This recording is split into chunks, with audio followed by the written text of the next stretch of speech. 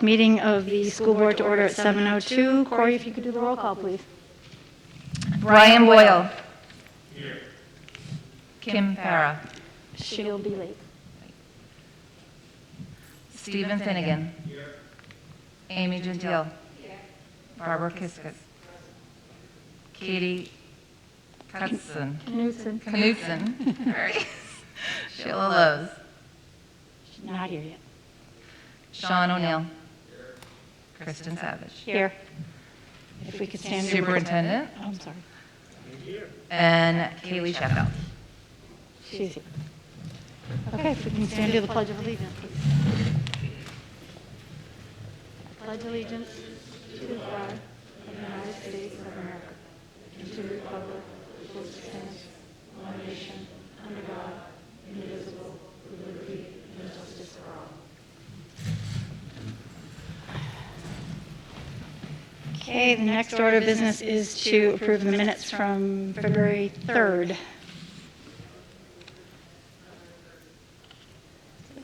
Motion by Barbara, second by Stephen. Is there any question, discussion on those minutes? All those in favor?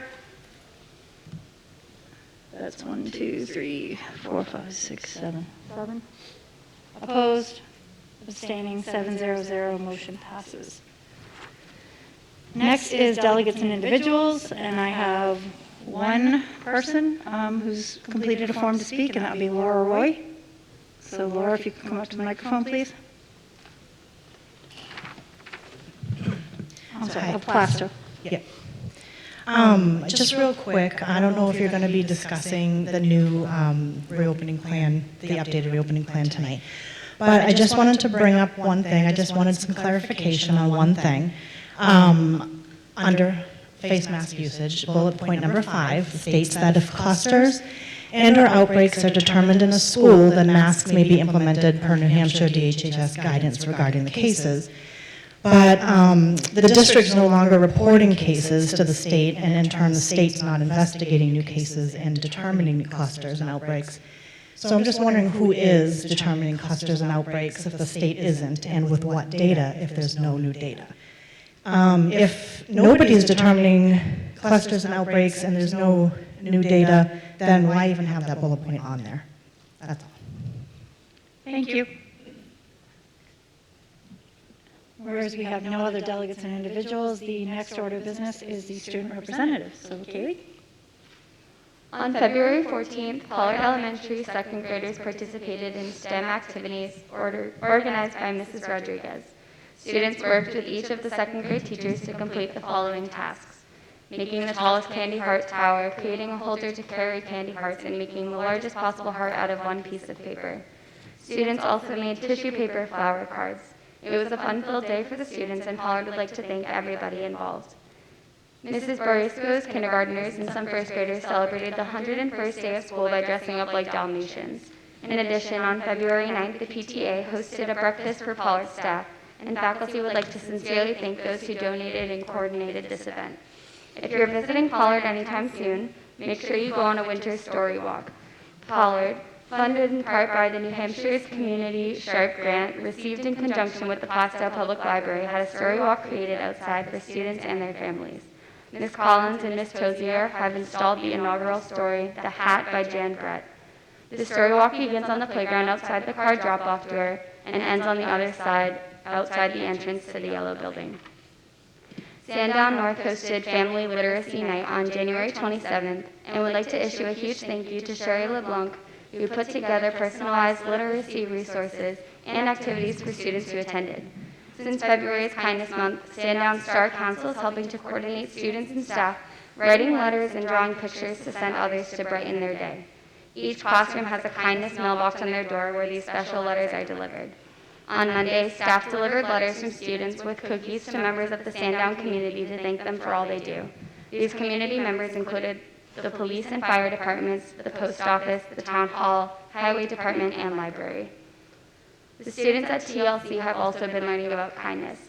Students are reading books and engaging in structured play that focuses on developing the kindness skills of cooperation, sharing, listening to each other, and being a good friend.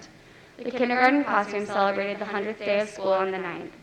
Students made artwork representing the number 100, counted 100 items by sorting into 10 groups of 10, and made hundreds crowns. This week, students celebrated Valentine's Day by being extra kind to each other. All students continue to practice TLC's new outdoor playground rules and look forward to being outside for recess when weather permits.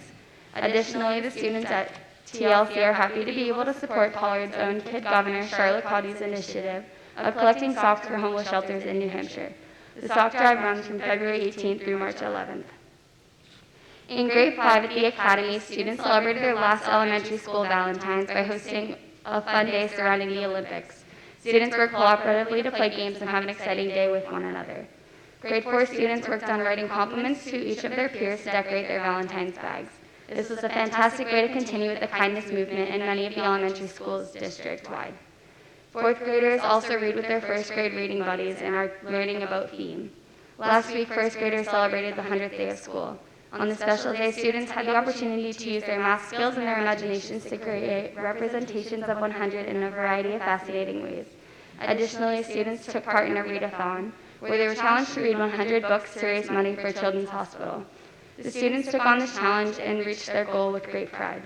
Mrs. Stewart's 1st grade read 111 books in under 100 minutes on the 100th day of school and raised over $1,000. The Timberlane High School players are currently performing in their opening night of their winter play called The Curious Incident of the Dog in the Nighttime. 3 more performances will take place tomorrow night and Saturday. Information can be found on the PAC website or on the Timberlane Players Facebook page.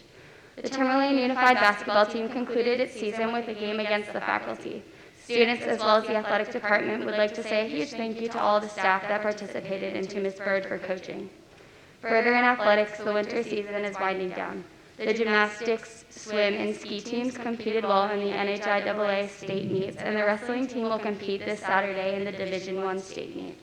The athletic department would also thank coaches and schools for creating a modified indoor track season. Timberlane's track team was able to compete in 4 meets this winter. Boys and girls basketball finished up with incredible effort from both teams, and cheerleading held the Friends and Family Showcase last night in the high school gym alongside the middle school cheer team. This past weekend, the Student Council traveled to all 4 towns throughout the district and collected cans and non-perishables for St. Luke's Food Pantry. At the conclusion of this event, nearly 700 items were collected and were brought to St. Luke's yesterday afternoon. Timberlane's Project Hope organization is hard at work preparing for their Strut for a Cure fashion show at the beginning of March. This is one of the biggest events of the school year up in the high school, and students are eagerly anticipating this wonderful event for a great cause. Continuing, students are being educated on the new Smart Pass system being implemented in the high school in their math classes this week. So far, students have found this easy to use and convenient. Many students feel as though this will be a positive change for the student body and bathroom safety, and absolutely a more sanitary substitute for traditional hall passes. Lastly, juniors are completing SAT prep in core classes to prepare for upcoming exams. Thank you. Thank you very much. Moving on to our, I'm sorry, Stephen? Thank you. Can I just make a statement before we move on? Laura, is that? Yeah, thank you. I didn't want it to just go unresponded to. So I think you're absolutely correct, right? New Hampshire is not tracking COVID data anymore, and therefore I think it will be very unlikely, if at all, we ever get back or go back to masks. And I think that bullet point is in there in the event that somehow they start tracking data again. I just don't see that will happen. So I believe that as of next Monday, we will get back to a more traditional non-masked or mask optional option for the kids moving forward. Moving on to our current business, next is the curriculum presentation, which I believe is Sandy Lair. You want to coming up here, or you want to do it from there? Steve, what bullet are you referring to? Bullet number 5.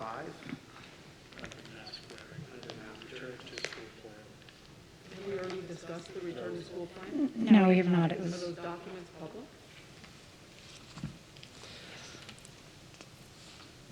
I do not believe, I believe they were just sent in the Whatever packet. the person Yeah. said, but I'm kind of surprised, Steve, that you're discussing something that is not yet a public document.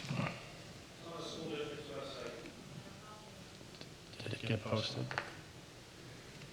Because we got emails. We got emails about it too. In the packet, perhaps? I don't think this return to school plan has not been discussed at the board level. It's not It is not, no, it has not been discussed at the board level, but it's, I don't know if it's posted because it was Check brought the up by link. Delegates plan and that we're Individuals. discussing tonight already posted? No. Where?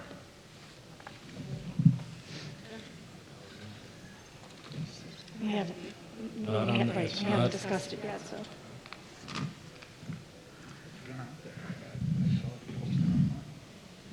But we haven't had the discussion yet, so I agree with you, T. we'll come back to it. I agree with you. You don't have to apologize. I'm not saying that. I'm just a little confused about what plan we're on. So we're talking about the old plan that's posted. No, you're talking about the new plan that people are talking about. Evidently, that it's out there. Who's on first? On the school website?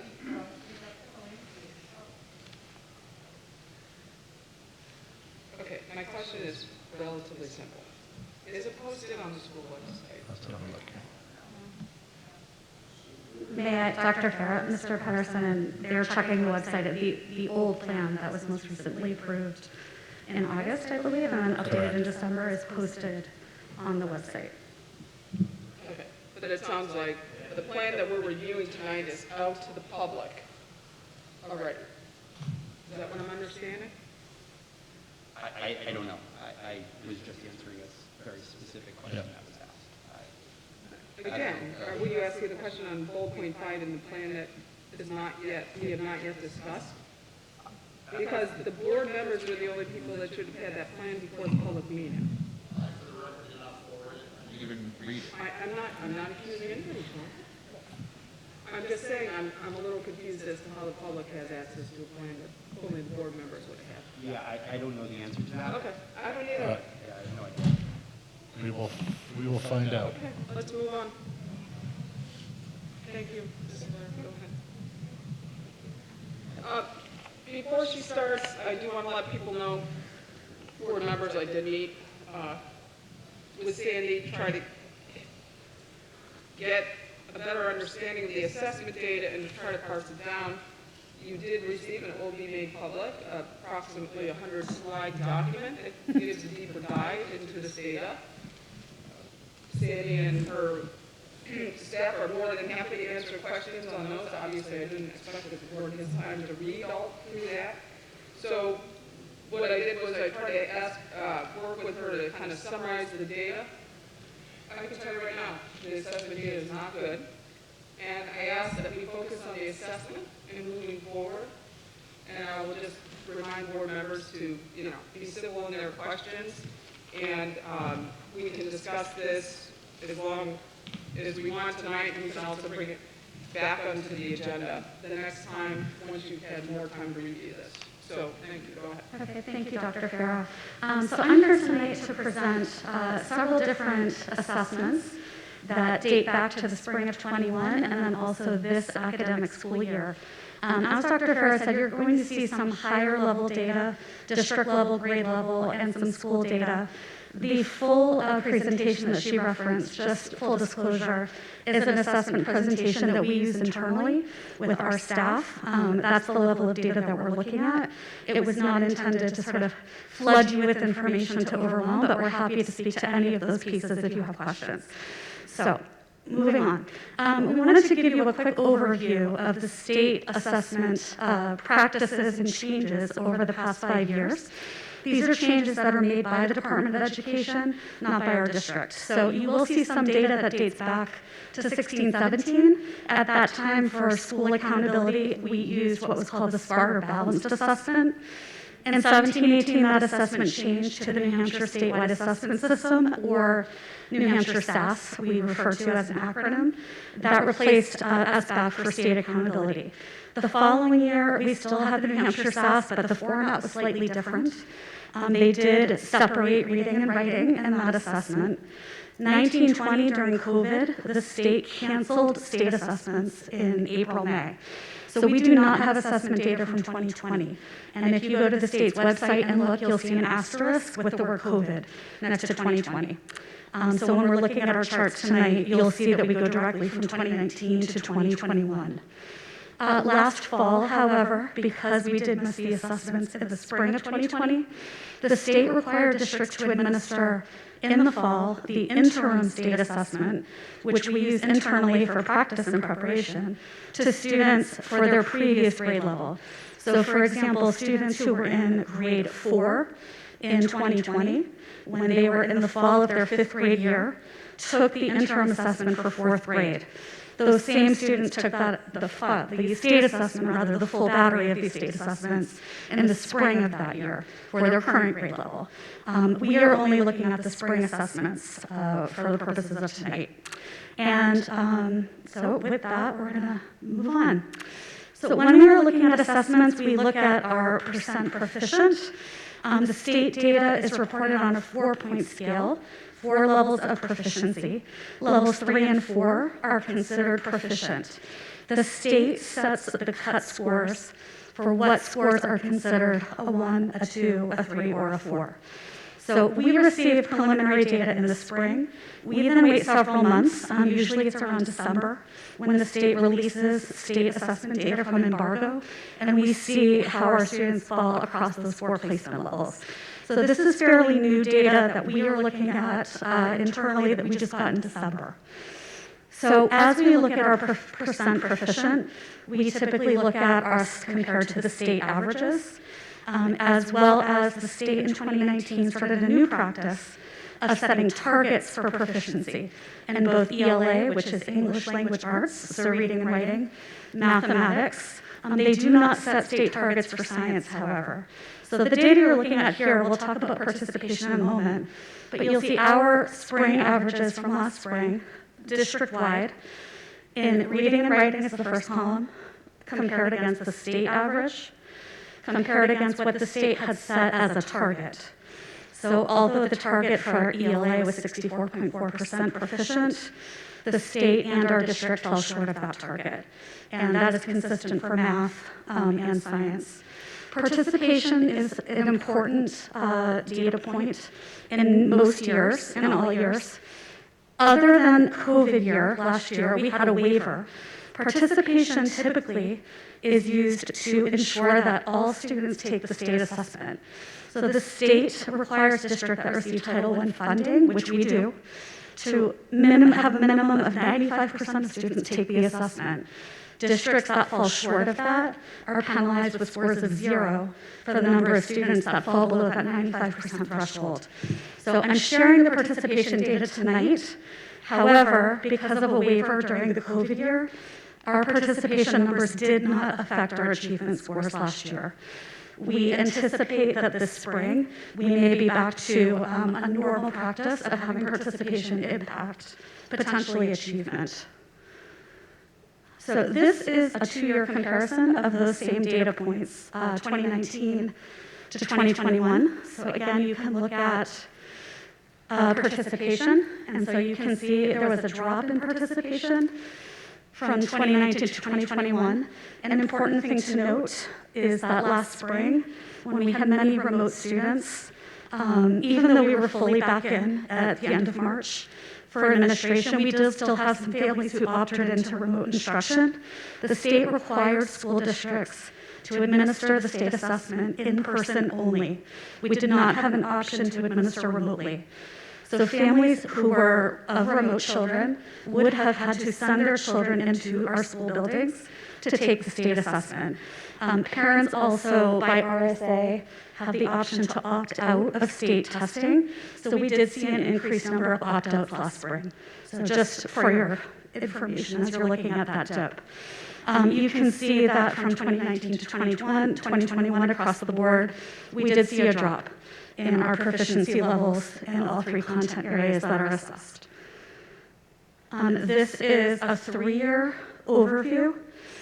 So you'll see on the left, 2018, 2019, 2021, that's English Language Arts, so again, reading and writing. In the middle, it's the same years, but for mathematics, and science is on the right. The district average is in burgundy or red, and the state average is in gray. So you'll see that back in 2018, we were slightly above the state average. We started to decline a little bit, and then this past year, we fell short of the state average across the board. This is grade level data at the district level, so not the school level.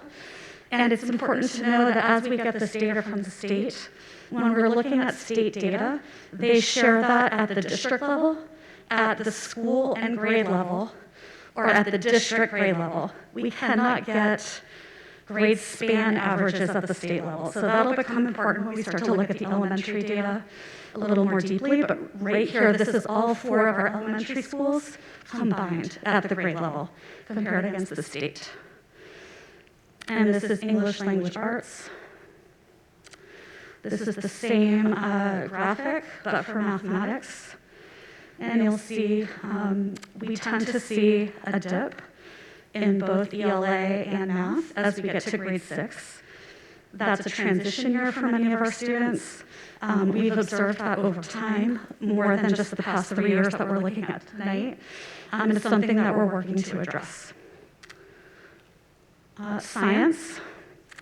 The science assessment, unlike ELA and math, is only administered to students in grade 5, grade 8 at the middle school, and grade 11.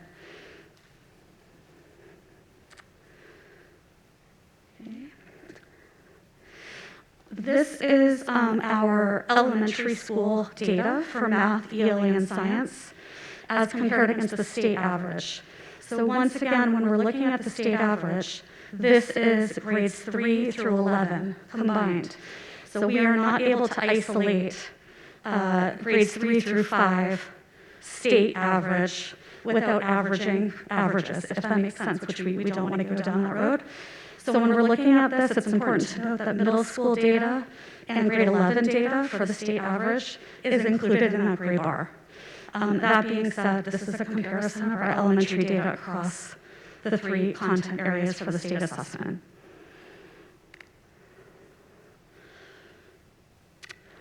Middle school. So these are our middle school results, combined grades 6 through 8. Mathematics, again, the state average, grades 3 through 11 combined is the gray bar, and the burgundy bar is our middle school. At the high school, we administer the SAT for school accountability testing. So we do not administer the state assessment system assessments. This is the state assessment, the SAT. Aside from science, which we already saw the grade 11 data. So the state switched to the SAT 6 years ago. And in 2019, it used to be optional for students to take the essay portion of the SAT. Back in 2019, the state started to require all students to take that assessment, that portion of the assessment, rather. So this is our data going back to 2016. Again, this is district data for grade 11 on the SAT school day in evidence-based reading and writing compared against the state. And this is the state average for grade 11 only, just for your knowledge. So we are comparing similar grade levels and the same test. So as you can see, although we had a slight dip from 69% proficient to 68, we did not see as significant as a decline in our data for SAT reading and writing. These are the math scores statewide for the SAT. So again, we exceeded the state average slightly, but certainly we hope to see higher scores there as well. Okay, we're also going to be looking at a high level at scores from a new program that we started using. It is a benchmark assessment platform called iReady. The district was able to implement iReady through leveraging some federal funding through ESSER 2. We purchased this platform. It is a benchmark assessment. We administer it 3 times over the course of the year. Fall, winter, we just administered the winter assessment. And in January, it closed probably about 2 weeks ago. And then again in the spring. iReady also has what's called a personalized instructional platform component of the program. So we administer these assessments. It gives us benchmark data on how students are performing against their grade level standards in reading and mathematics. Those standards are the same standards that are embedded in our curriculum documents that connect to our grade level competencies.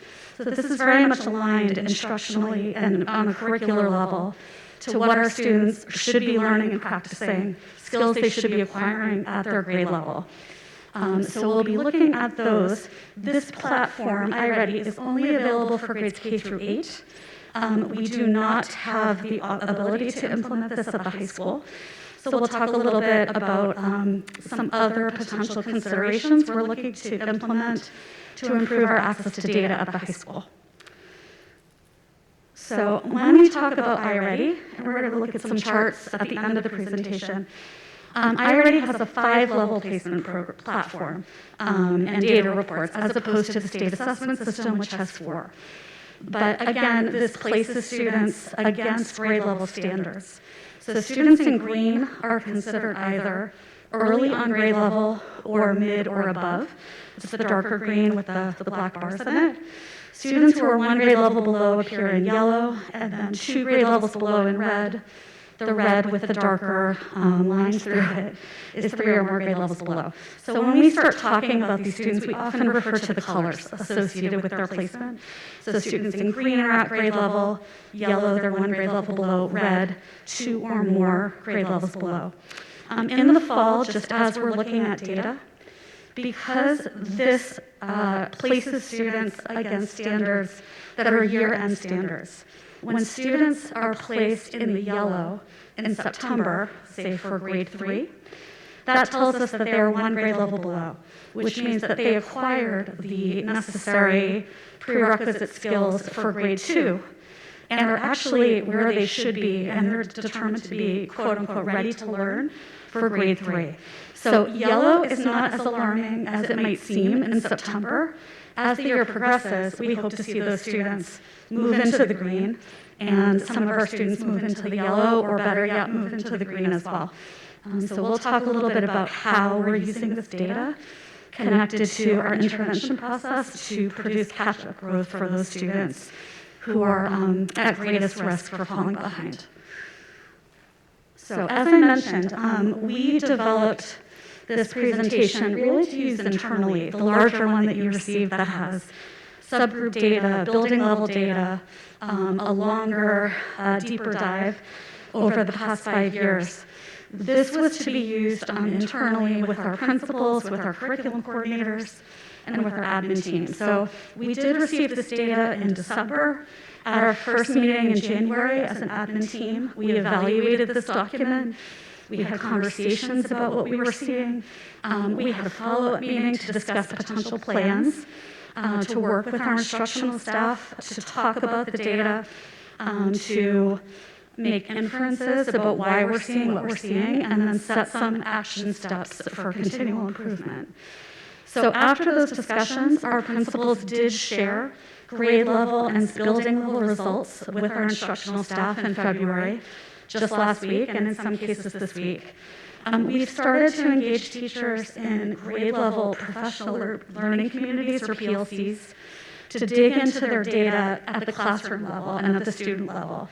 So because we've now administered 2 iReady assessments, in addition to the New Hampshire assessments that we're looking at, we can start to look at growth and growth data. So teachers have started to look at achievement and then also look at growth and start to plot students in their class and identifying which students are fall into the category of high achievement and high growth, high achievement and low growth. So they might have been above grade level in September, but we're not really seeing them progress. Low achievement and high growth, which is we like to see those students obtaining some accelerated growth, and then low achievement and low growth. So once teachers are able to dig into their data, they can start to engage in some conversations at a deeper level and set some plans to work with individual students who are most at risk. So we are also providing ongoing professional development for our teachers, our administrators as well. Just a couple weeks ago, we had full days of training with an iReady trainer to make sure that we understand how to look at this data and engage in productive conversations with our staff and our teachers. We have started a couple of years ago, pre-COVID, to implement what are called the New Hampshire State Assessment System interim assessments and the modular assessments. These are practice assessments. They're smaller assessments than the large battery that students take in April or May.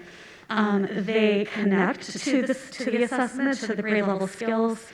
They provide opportunities for students to interact with the assessment platform. It is a digital platform. There are various tools that students need to understand how to manipulate, tools to highlight text, to annotate text, to access tools for mathematics when they're taking math. So it's a great opportunity for students to experience that so they understand how to engage with the assessment when they take it. From a teacher perspective, it's a great chance for teachers to, at an appropriate time during the year, if it is a time when it might be connected to the skills they're focused on, have students practice taking assessments and get immediate feedback on how students are performing against targeted grade level skills. They can then ideally adjust their instruction and provide supports appropriately.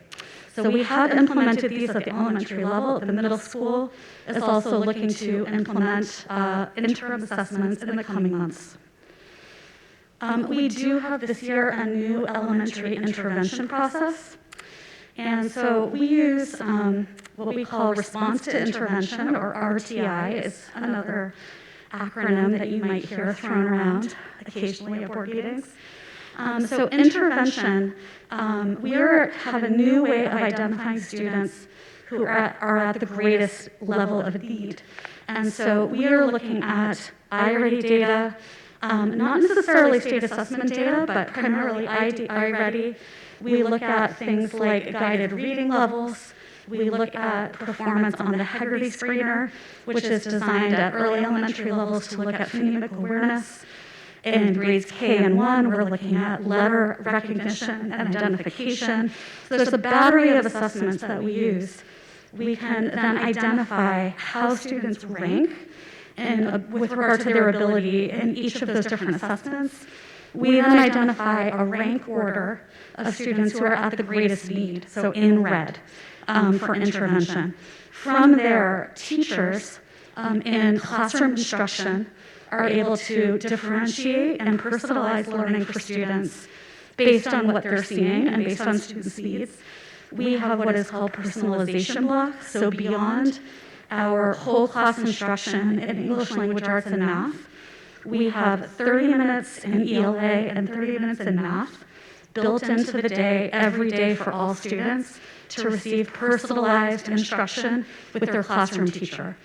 Students who are at a more significant need also receive additional targeted interventions with, it could be an interventionist, those students might be identified for Title I services, but all students are receiving personalized learning in connection with this deep data analysis that we have in place. So elementary data days are actually happening right now. Atkinson Academy just completed their data day today. Pollard has theirs yesterday, and North was earlier this week, and we'll be at Danville School tomorrow for data days. So these are data-focused conversations with grade level teams. They include our special educators, our classroom teachers, our curriculum coordinator, principal, our elementary special ed coordinator, Mrs. Kanotis, our director of elementary education, and they meet and they discuss students who fall into these different categories based on the data points that I just spoke about. Those conversations, and I was able to be there to listen to some of those today at Atkinson, those teachers have an incredible detailed knowledge of what their students are capable of, how they are responding to implemented interventions, what they're not responding to. They're having conversations as a team with our interventionist at Atkinson to talk about potential next steps and set goals for those students. So this has been a really productive process. It's something that we will continue. It's something that we had in place pre-COVID, and this has been the first time we've been able to reinitiate that for the past couple of years. We also, at the beginning of the year, when our principals came to present their school goals, you may remember that many of our elementary principals identified mathematics, but more specifically geometry, as a strand and an area of focus at their buildings. So because of our data last year for the state assessment, but also I-ready data in the fall, it became apparent that across all grade levels, geometry was an area of weakness. So starting back in September, October, teachers worked through staff meetings and PLCs to really dig into that strand, to look at instructional practices, to have conversations around how to better prepare students in that domain in mathematics. And we have started to observe some growth in geometry through our winter I-ready data that we just, that benchmark window just closed very recently. We're also looking to potentially develop for the grades 3, 4, 5, new geometry units of study that can be shared across the district with all of our teachers. At the middle school, so shifting gears a little bit, we've also implemented a new intervention process through what the middle school is calling WIN block, or What I Need block. So WIN is the acronym. The middle school this year was able to, during trimester 1, look at their data, look at their I-ready data, work with teachers to identify at the classroom level students who were at the greatest level of need with regard to catch-up growth. They then were able to communicate with parents, get parental permission to enroll students in what we call WIN block, which is every other day. We're on the AB schedule right now, but they work with our enrichment teachers and or our interventionists to receive targeted interventions connected to the data that we're using. So our primary focus, again, is to look at those students who are in the red and who are at the greatest need of catch-up growth. We also were able to nearly double the number of students who were able to benefit from WIN block due to the repurposing of a position at the middle school this past fall that the board approved. We do have a new math interventionist at the middle school, and so we've been using that person in that position to help deliver these interventions during WIN block, and that's been successful so far. So we wanted to share some preliminary data from I-ready, so this is I-ready data, where we were able to compare students across the 3 grade levels in terms of their scaled score, and to look at the average amount of growth in their scaled score for all students at the grade level as compared to students who are in the WIN block program. So you can see in both reading and mathematics, we are seeing some preliminary accelerated growth after just 6 weeks. And so we're looking forward to having more data at the end of the year to also look back and evaluate this program. And the middle school, moving forward to another action step, has spent some time evaluating their current daily schedule. And so this evaluation of WIN block is directly connected to the middle school's work to revise their daily schedule and increase time in the instructional core, which we refer to as the core, which is math, English language arts, social studies, and science across the board. So I suspect you will be hearing more about the middle school schedule, but up until now, the middle school has gone through several different drafts of a proposed new daily schedule. They have received multiple rounds of feedback from their staff. It was presented to the superintendent's leadership team as well as the curriculum assessment committee. Mr. Memphis came to present to the CNA committee 2 times. And I believe, I hope you all saw it. If you haven't, we'll be happy to send it to you. He also created an informational video, regarding the changes and to highlight sort of the rationale behind the proposed changes, the potential benefits to making the shift to a new schedule, and to address any potential questions. So Mr. Memphis sent out that video to parents along with a survey to obtain feedback from parents on those proposed changes. So in a nutshell, the new proposed schedule moves away from the AB rotation, the block schedule, where students would only attend those classes every other day for 90 minutes, and goes back to a daily schedule. So we'd be looking at an increase in daily instructional time for these core content areas, as well as a continuation of the WinBlock program, which provides increased opportunities for intervention and also enrichment. At the high school, so SAT. SAT prep, we started probably about 3 or 4 years ago now, a 4-week collaborative process across content areas, including English, social studies, and science, to prepare students for the essay portion of the SAT.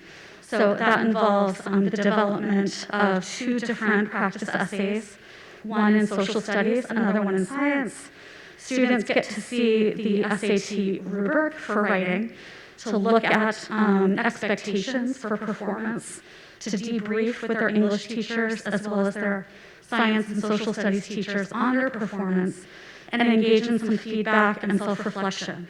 That has proved successful. We've used this for the past several years, and we have started to see some growth in our SAT scores for English. New this year, we have started a new prep in mathematics to help prepare our students to take the SAT on a digital platform.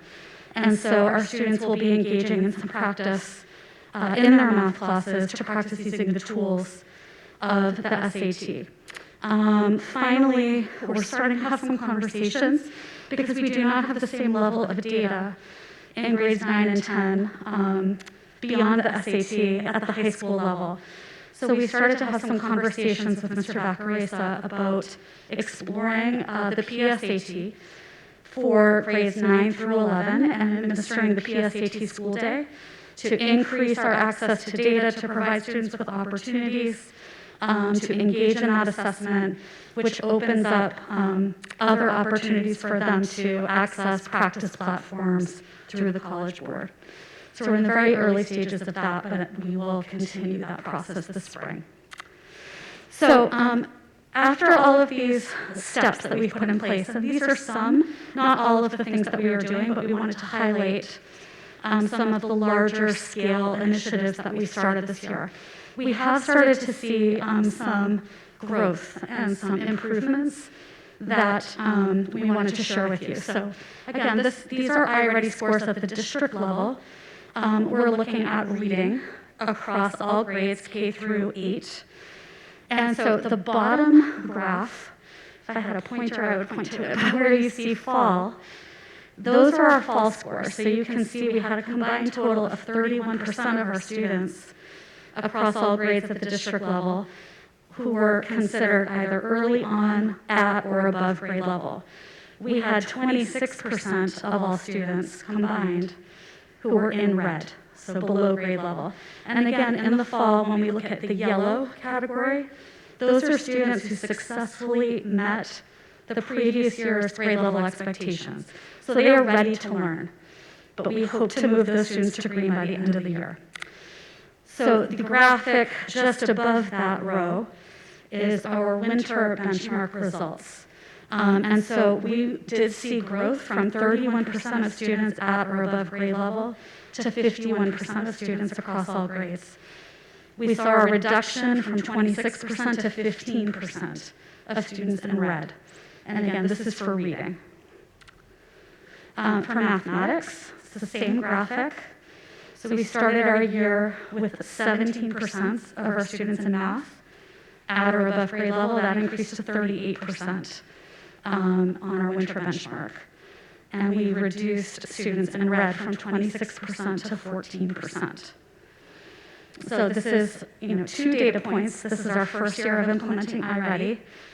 We don't like to make a lot of decisions just with 2 data points, but certainly this is encouraging data.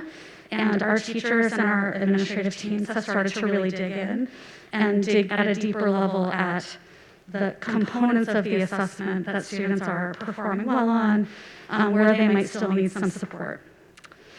So this is a different look at our data. This is our K-5 data. There's a lot to look at, but at each grade level, you can see at the bottom the 5 different placement levels. So mid or above is on top. The red, 3 or more grade levels below, is on the bottom. The fall benchmark is the left column for each grade level. Winter is on the right of it. So visually, you can look at the bars. Ideally, we want to see more green and less red in the bar on the right for each grade level. And so this goes across grade K to grade 5. And I believe in your packets that have additional information, you have charts that look like this for each school as well, if you're interested. So this is reading, and this is the same look, but for mathematics. So again, you can see that as we progress in grades, we tend to see the red portion of the bar increase. So we've had a focus on early intervention in our elementary schools. We're starting now to have conversations about how we might perhaps shift or provide increased interventions in our upper elementary grades to address these gaps before those students hit the middle school. So this is our middle school iReady reading. Again, same look. Grade 6, grade 7, and grade 8, fall and winter. And mathematics at the middle school. And that is what I have to present formally, but I'm happy to answer questions or speak to any of the other data pieces that you have in your supporting information.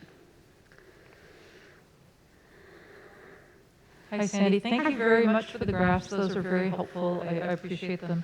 So obviously, it's disappointing to be less than the state average in so many places, although we did have some bright spots with the SATs and Atkinson. I have 2 questions. One is, I believe our special needs percentage compared to the state average, we have a much higher special needs percent, students identified as special needs than state average. Do you know what those percentages are? I don't have the state average. We were right around 22%, 23% district-wide of students identified for special education. I do not know off the top of my head the state average. I don't know if Chris or Kelly, I'm not sure. Yes.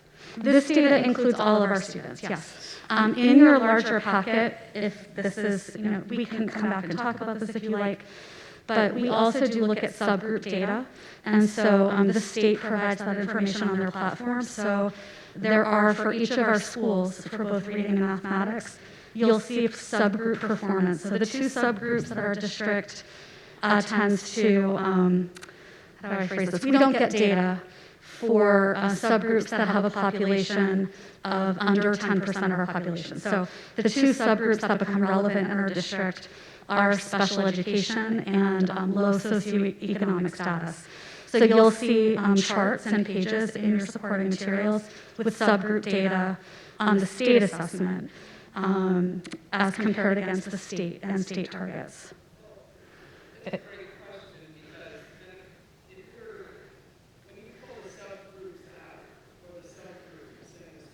Yeah.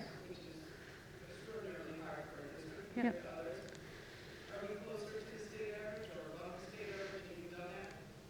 In terms of, so we can identify subgroup performance. We cannot look at school level or district level performance not including the subgroup. Does that make sense?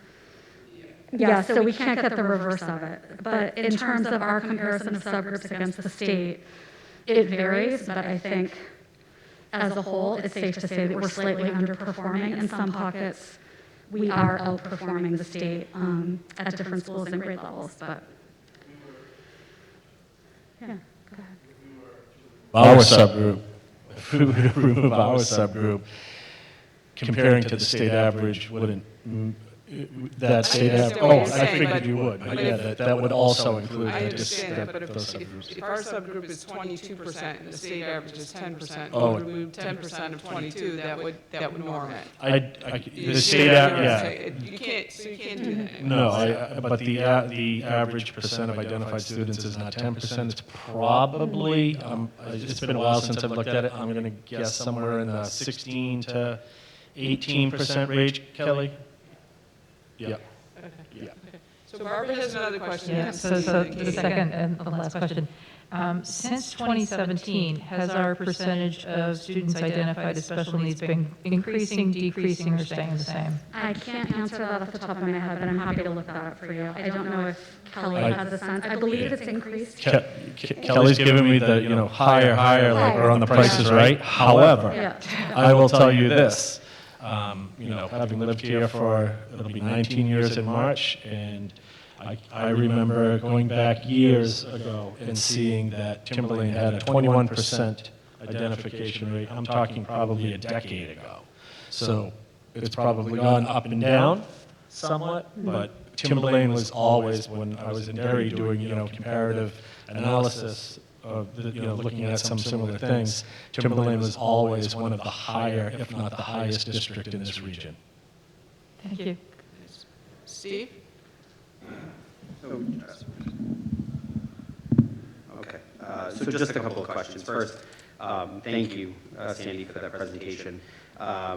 Although, the numbers are the numbers, I think there is, based on the latter part of your presentation, some room for optimism. I like to look on the bright side of things, so I think the iReady data from the fall into the winter is positive, and that's really encouraging to look at. So I wanted to start by saying that. So a couple of questions. One is, we talked about math and we've talked about reading. It seems like the science portion of this has sort of dropped off. Yes. What are we doing with science? Is that Yeah, so we have absolutely need to return to that area of focus. Some of the things that we started to talk about are let me go back about 4 years. We had professional development for our elementary and middle school teachers in the next generation science standards, which are embedded in our curriculum documents. And so looking at instructional methods around phenomena, around inquiry, to promote those practices in those classrooms. So we did that about 4 years ago. We have reached out to those trainers as well. We're considering bringing that back. It's been some time, and we know that based on our data, we need to have a more targeted focus on science. We're also looking at the skills and the content that are embedded in our resources that we use at the elementary level for science education. And those are really what we call mentor texts. So we try to engage our students in learning about science, often through reading and integrating that with English language arts. And so we're starting to look at a deeper level at those mentor texts to make sure that they align with the standards and skills at each grade level that students are designed to, or expected to meet rather. So that's some preliminary work. There are other conversations going on, but we know that's an area of need. So my last question is, I see that you highlighted the elementary data days, and it sounds like that week or the 7 days are really to focus on the data, to understand the data, to really strategize the data. Have you, or is there any conversations on doing that more often and to the middle school and high school levels as well? So we have not talked about it yet at the middle and high school level. However, that process, due to the implementation of WinBlock, has started to happen in PLCs so that teachers, as they gather their data, share classroom level data with our administrative team to identify students who are at the greatest need, right, in red. Those conversations have started to happen, but it's certainly something we can and probably should look at doing a set-aside day exclusively designed for that. The difference between data days is we're really looking at the student level, student by student, with a team to have a team approach to talk about those interventions, which ones are working, which are not, to talk about next steps. But something I didn't put up there, but I probably should have, is that's a process that happens regularly on a weekly basis through target teams at the elementary and middle school level as well. So data days are hyper-focused, I guess, conversations, but teachers also regularly bring students for conversation at target team to talk about instructional data and make some decisions about next steps to support those students at a building level with all of our different resources, putting their heads together to talk about how to best support the students. Thank you. Katie? In regard to students with, who've been identified with special needs such as IEPs and 504s, are they taking the same iReady test? They are, yes. So, okay, so there's no other testing platforms or anything like that? They're still taking that? They take iReady. That's classroom data for the classroom teachers. Our special educators, or our classroom teachers rather, are able to share results with our special educators. There are other assessments that those students take as well, connected to their needs and connected to their goals and their IEP. So there are other batteries of tests for special education students depending on why they are identified, if that makes sense. Okay, thank you. Yeah. Brian, then Steve. I guess it's just a comment, because I think what, not just Timberlane students, but what everyone's been through in the last 2 years, I think this is a different time in our world here, and so for data, so I think you guys know what you got to do. So as far as I'm concerned, Chris, the answer to me is clear. Get the masks off these kids, off the staff, and get back to work, because they can get some kind of normalcy, because that has to affect how these kids are learning and testing. Steve? Just a clarification, and I think I'm thinking back to the meeting you guys came and talked about iReady in the past. These numbers, are those excluding Sandown Central? Because they're not on that. So iReady is a K, so yes. So I don't have the school level slides in here, but if you look at the other packet, I did lump in Sandown Central for K. Okay. So our students in kindergarten, iReady is a K-8 platform. So we did not administer it to pre-K or preschool, but you will see kindergarten data in the supporting documentation for Sandown and for all of our other schools. You'll see K-5 by school, these same graphics. Thank you. Okay, I have two questions. When we're looking at a new schedule for the middle school, are we looking at having math every day? Yes. Thank you. Are we looking at having foreign language every day? Yes. Good. World language. Yes. The other question I have is, you've got the fall, winter iReady data. Yep. When are you doing the spring assessment, and when could you have that ready for the board? So our spring window, I believe, is around April to June. I don't have the exact closing date. I'm looking at these two. Do you know the closing date? Last day of school. Yeah. So, but we will obviously complete that prior to the last day of school. But that's when the window closes. We could likely bring that to you right around the end of the school year. So maybe the second. It's pretty quick. I pulled this data for CNA the day the window closed, so it's pretty quick. So you won't really have, you don't have spring data per se? It's spring, late spring. It's the end of year data. It's end of year data, yes. So you'll see where you're standing at the end of the day. I was just hoping for something sooner than that, because to see where we stand at the, 75th percent, but. Okay, and then are you still talking about what the plans are to do some summer? Yes, I did not include that here because I know that we plan at some point to come back and speak to that as a school board goal, I think, to talk about addressing learning loss. So yes, we do have some annual summer camps that will still run, but we are looking to increase access to summer learning opportunities that will, so our Title I camps use this rank order process that uses data to identify students at the highest level of need to invite them to a Title I summer camp. We'll likely use that same sort of data analysis to identify students and a larger number of students to come and engage in some summer learning. We're also looking at after-school options as well to provide either tutoring, extra help, or targeted interventions after school this spring. We need to look at transportation for elementary schools, so middle and high schools have a late bus. Elementary schools do not, so that's something we're looking at. But then extending next fall and all next year as well. Okay, good. So, other than Title I, though, aren't some of the ESSER funds? I was referencing Title as an example for the process, not that we would only. Not that that's the funding. So there's other money that could be used. So the ESSER 3 funds. The ESSER 3 funds. Yep. Approximately how much is in ESSER 3 that would be used for education?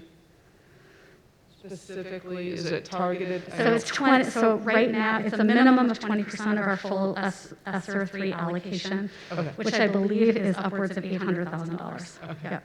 All right. Sorry, Amy. Is it less than that, Maria? It's all right. Okay, she's looking.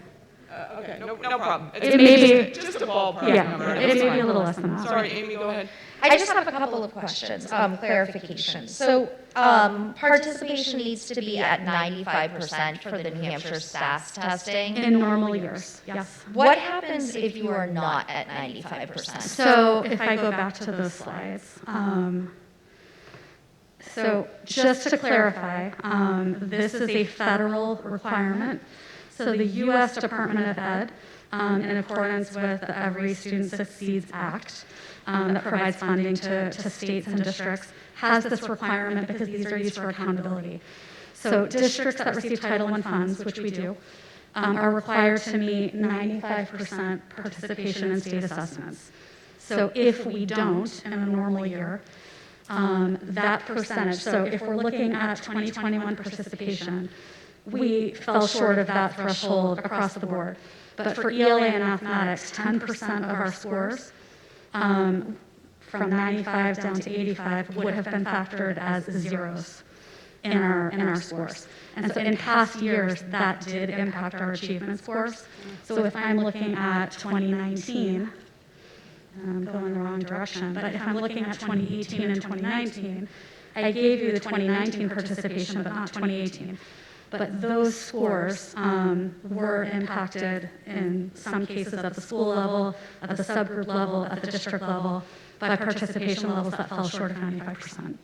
Because of COVID, the U.S. Department of Ed gave the New Hampshire Department of Ed a waiver due to COVID because it was a remote-only assessment, because of everything going on with the pandemic. So our participation scores did not impact achievement, but that was a one-time waiver. So we don't know whether or not that will be in place this spring. Thank you.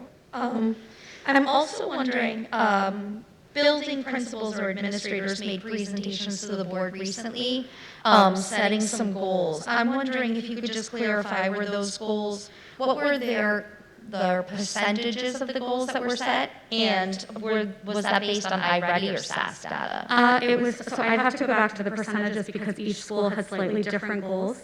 But to answer your question about iReady, it was set on iReady.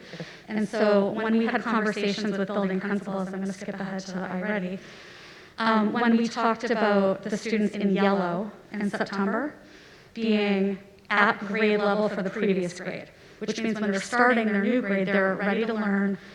Ideally, we can get those students to green by the end of the year and move some of our students in red. So when building principals and their teams set their goals, they were looking at this data to think about for mathematics, for reading, what were their specific percentages as a building, what's achievable, and tried to set goals appropriately. So.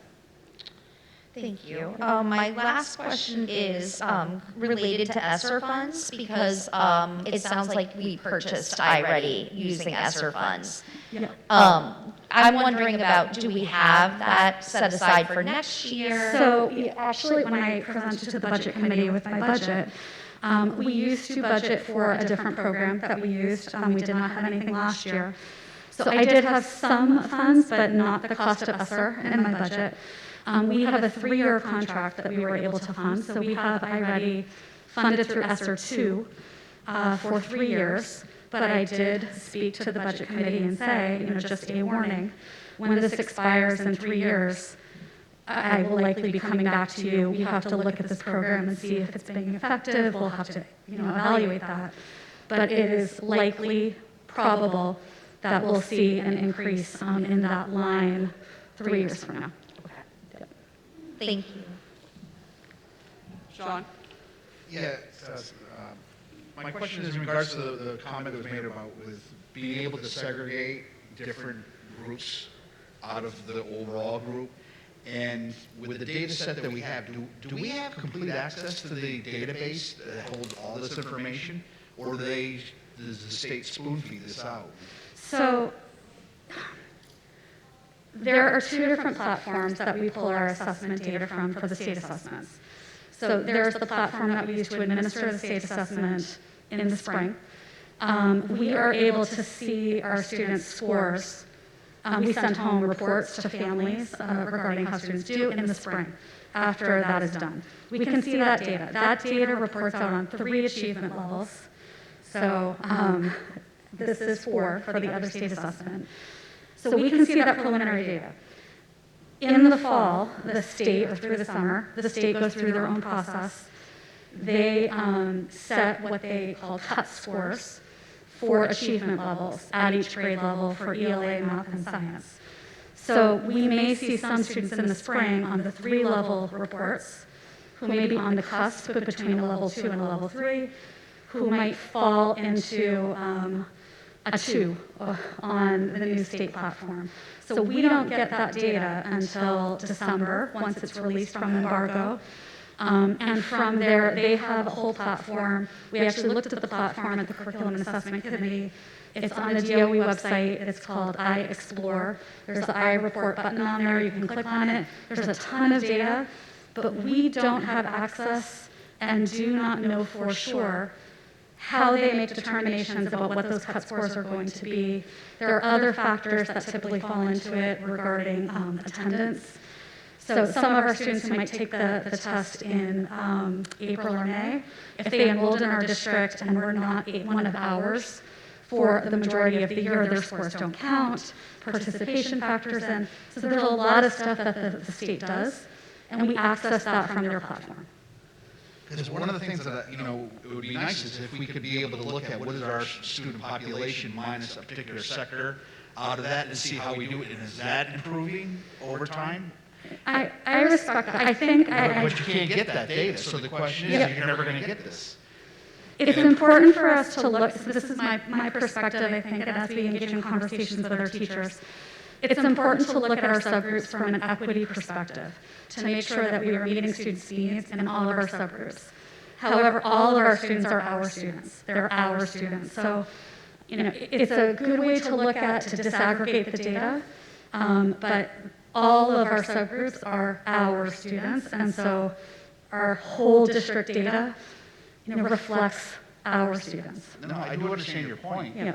And I do, definitely agree with some of your points about the equity aspect of it. But the question is that now you cannot ascertain if the equity in the student population minus the subgroups is on the average of those subgroups.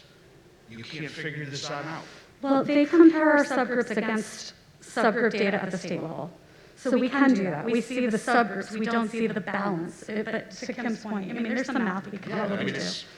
A key metric is missing. Sorry, you can pull subgroups. As long as they're greater than 10% of your group, you can pull subgroup data. Yeah, you can. But you can't find out now how much of that subgroup contributed to the overall. That's all you're getting is an overall picture. Well, of course you can, because if you pull out that 10% and figured out what they had, you could figure out what the rest of it, what it did to your average. Of course you could. Why couldn't you? We'd have to do it on the student level and pull those scores. We'd have to do some deeper, Oh, Yes, yep. But we have the ability to do that. That's the question. Until right now, I was figuring that we didn't have the ability to generate that data. We do have the ability. What I was trying to, so we don't have the ability to determine sort of how they calculate some of the other factors that impact the data that is on their website, if that makes sense. So attendance, participation was not relevant this past year, but the placement of cut scores does not always equate to what we see in the spring in terms of student performance. So in your supporting materials on the school level data, you'll see 2 columns for each year. Those are the 2 assessment platforms that I'm referencing. So in some cases, you'll see they're identical, and others you'll see a 2, 3, 4% swing in one direction or the other between the 2 platforms. I think what Sandy's trying to say is, if my daughter takes the test in the spring, and it says, yep, she's done, she's at 3rd grade, end of year level. I could come back in the fall and Sandy could tell me, no, she's mid-third grade level Yes, now. yes. Because of the way that the state is determining Yes. what does the average third grader know at the end of the year. That's what Sandy's trying to say. What the state is doing is setting the standard for what a third grader knows once they've looked at all the data. For their skills scores, For their right? skills Right, scores. so, Yeah, that's what she's, Yes. maybe it's just explaining it a little different. But you'll see those two data points in the larger presentation at the school level over the past, I think I gave you 18, 19, 21. So you'll see 2 rows of data for each assessment and each year, and those are those 2 assessment platforms. Okay, thank you. Yep. Okay, so a question for the board. The middle school schedule is clearly changing. And Sandy, correct me if I'm wrong. Because the question I had when we talked was, where are you getting extra time in the middle school for core subjects? And the answer was, you basically had 2 blocks of, for lack of a better word, and I'm not saying it's, just take it for what it's worth, non-instructional time that is now going to be reduced to expanded instructional time. Is that my understanding? It's realigning, yes. So opportunity block, and yes, it's reallocating time to have more focus in the core instructional. The core instructional, so not, I shouldn't say non-instructional. So does the board want a presentation on the new middle school schedule, or are you okay with it? I mean, we could get a summary of it, an executive summary. I don't, I'm just throwing it out to the board. What, Barbara? Or the video. Or the video. Well, I guess you watch the video, yeah. Yep. Maybe Sandy, you can, or Chris, can you send that link just directly to the board members? Yes, yeah. It's on Vimeo. It was shared with all middle school parents. Yep, we can do that for sure. Okay, great. All right, any other questions? All right, thank you very much. Thank you. This is a lot of work. We may ask you back again once the board has a chance to look at the deeper data. Okay, moving on to the school calendar. For new board members, the board always approves the school calendar. Maria. Oh, I'm sorry. Oh, Maria, you have the answer to my burning question. Go ahead. I forgot my question. No. So the total ESSER funds for ESSER 2 and ESSER 3 that were allocated for the district is 1.7, almost 1.8 million. 20% of that is 353,000. Now, we pay for iReady out of ESSER 2. So ESSER 3 alone is $1.2 million that was allocated to Timberlane. 20% of that is 245,000. So we're looking at about at least $500,000 for the academic learning support, which I mean, I personally think we shouldn't set up for the minimum. I mean, what is needed is needed. Right. As you guys always have said, what we need for academic support is, I think, what you, all of you. Right. Is there a timeline on, what was the timeline on spending the ESSER 3 funds? The ESSER 3 we have until the fall of 2024. 2024. Okay, thank you. So at least we're looking at $500,000, which is including the iReady, but that's just the minimum, 20% plus the iReady. Okay, So, great, thank you. Okay, moving on to the school calendar. So the board approves the school calendar every year. It's in front of you. So I'm looking for a motion to approve the calendar for the 2022-2023 school year. Was that you, Steve? Steve makes the motion, Kristen seconds. Discussion?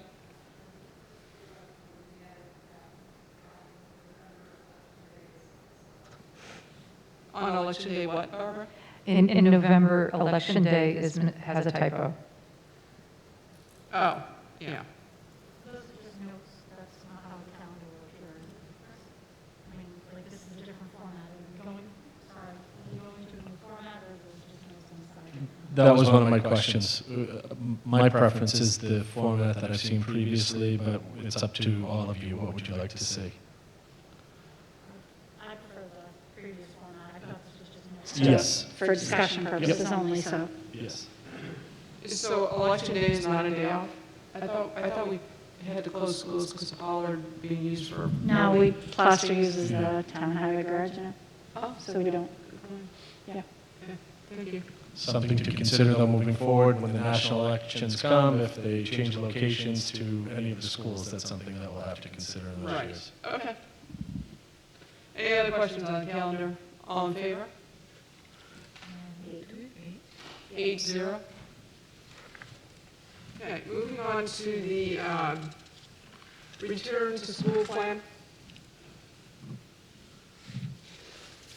So this is the updated return to school plan based on new guidance that has come out from the state regarding face mask usage and whatever else has been put out by the state. I don't know if there was other guidance put out. Mr. Patterson, was it just,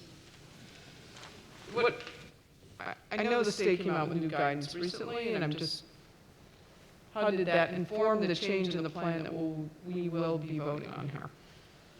Well, the state has taken down, or I should say retire, the school toolkit that we'd previously been using, and then there's been iterations of that document since it went into effect. But they have retired that school toolkit, and now they have shifted their focus to sustainable surveillance, and I'm trying to remember the name of the new guidance that they have I'm trying to find the name of it, is responding to COVID-19 in K-12 schools and child care facilities. So that is the new document that they're using.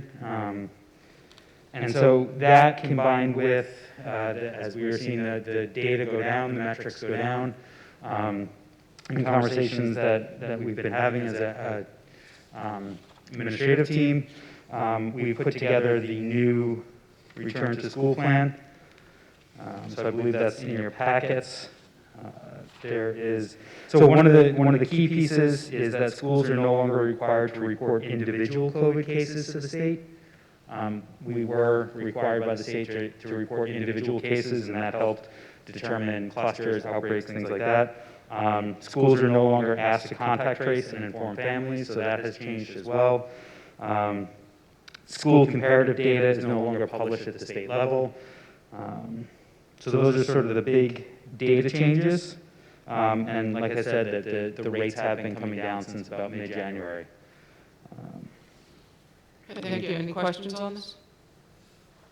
Barbara? Yeah, do we still get the numbers at the county level on transmission rate? So the numbers that I produce in my daily document are all from the state level. So yes, those numbers are still coming in. There are some, caveats to that in that at the town or the local level, if the numbers are too low, they actually don't report it. So if there's active cases between 1 and 4, they don't report those active cases. So, and if it drops below 5, they just don't produce any data. And if in producing the rate of new cases per 100,000 population, when they're producing that rate for the individual towns, if they have cumulative cases less than 25, they don't produce that data as well. So as you can, if you look at the daily COVID data that I produced and it's on the website, you'll start to see that the towns are starting to quote unquote drop off because the numbers are going down so much that those towns are now dropping off and that data is no longer available at the state level. But the county level data is still available.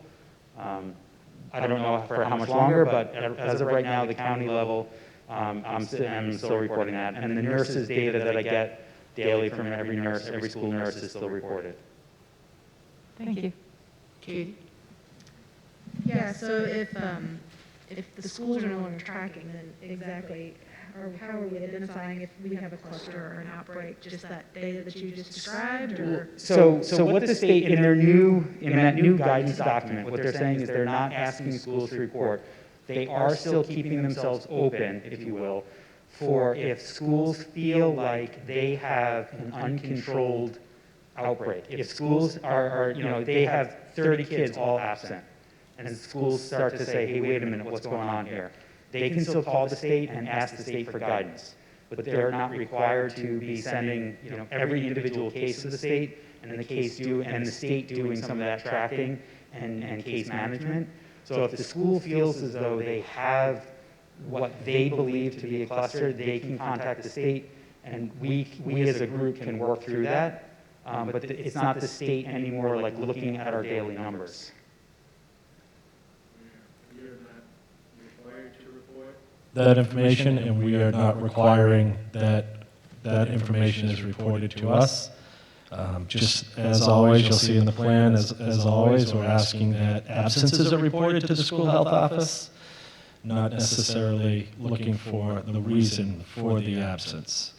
And that's what's going to change things, not that, but the fact that, and please, Mark, correct me if I'm wrong, but that the State Department of Health and Human Services will now only be receiving reports of positive cases from doctors' offices and hospitals, and they are not taking home tests into consideration. So those are no longer being reported or accepted by the Department of Health and Human Services. So to your point, Ms. Royce, some of the data will basically no longer, since it's no longer being collected, it will likely no longer exist. Yeah. And I mean, anecdotally, our numbers of absenteeism has been going down. It's pretty much at the same rate. You can look at, again, the daily COVID I include, besides just the data, I include the graphs.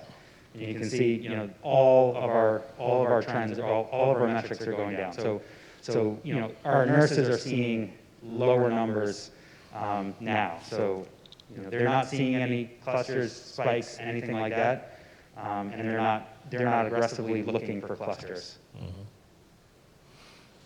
Barbara? I just want to thank you for being proactive and projecting out when we could go without masks and giving it a little time to stabilize and make sure that the trend is staying where it should. And just thank you for all your work over the last couple of years on this. You're welcome. Absolutely.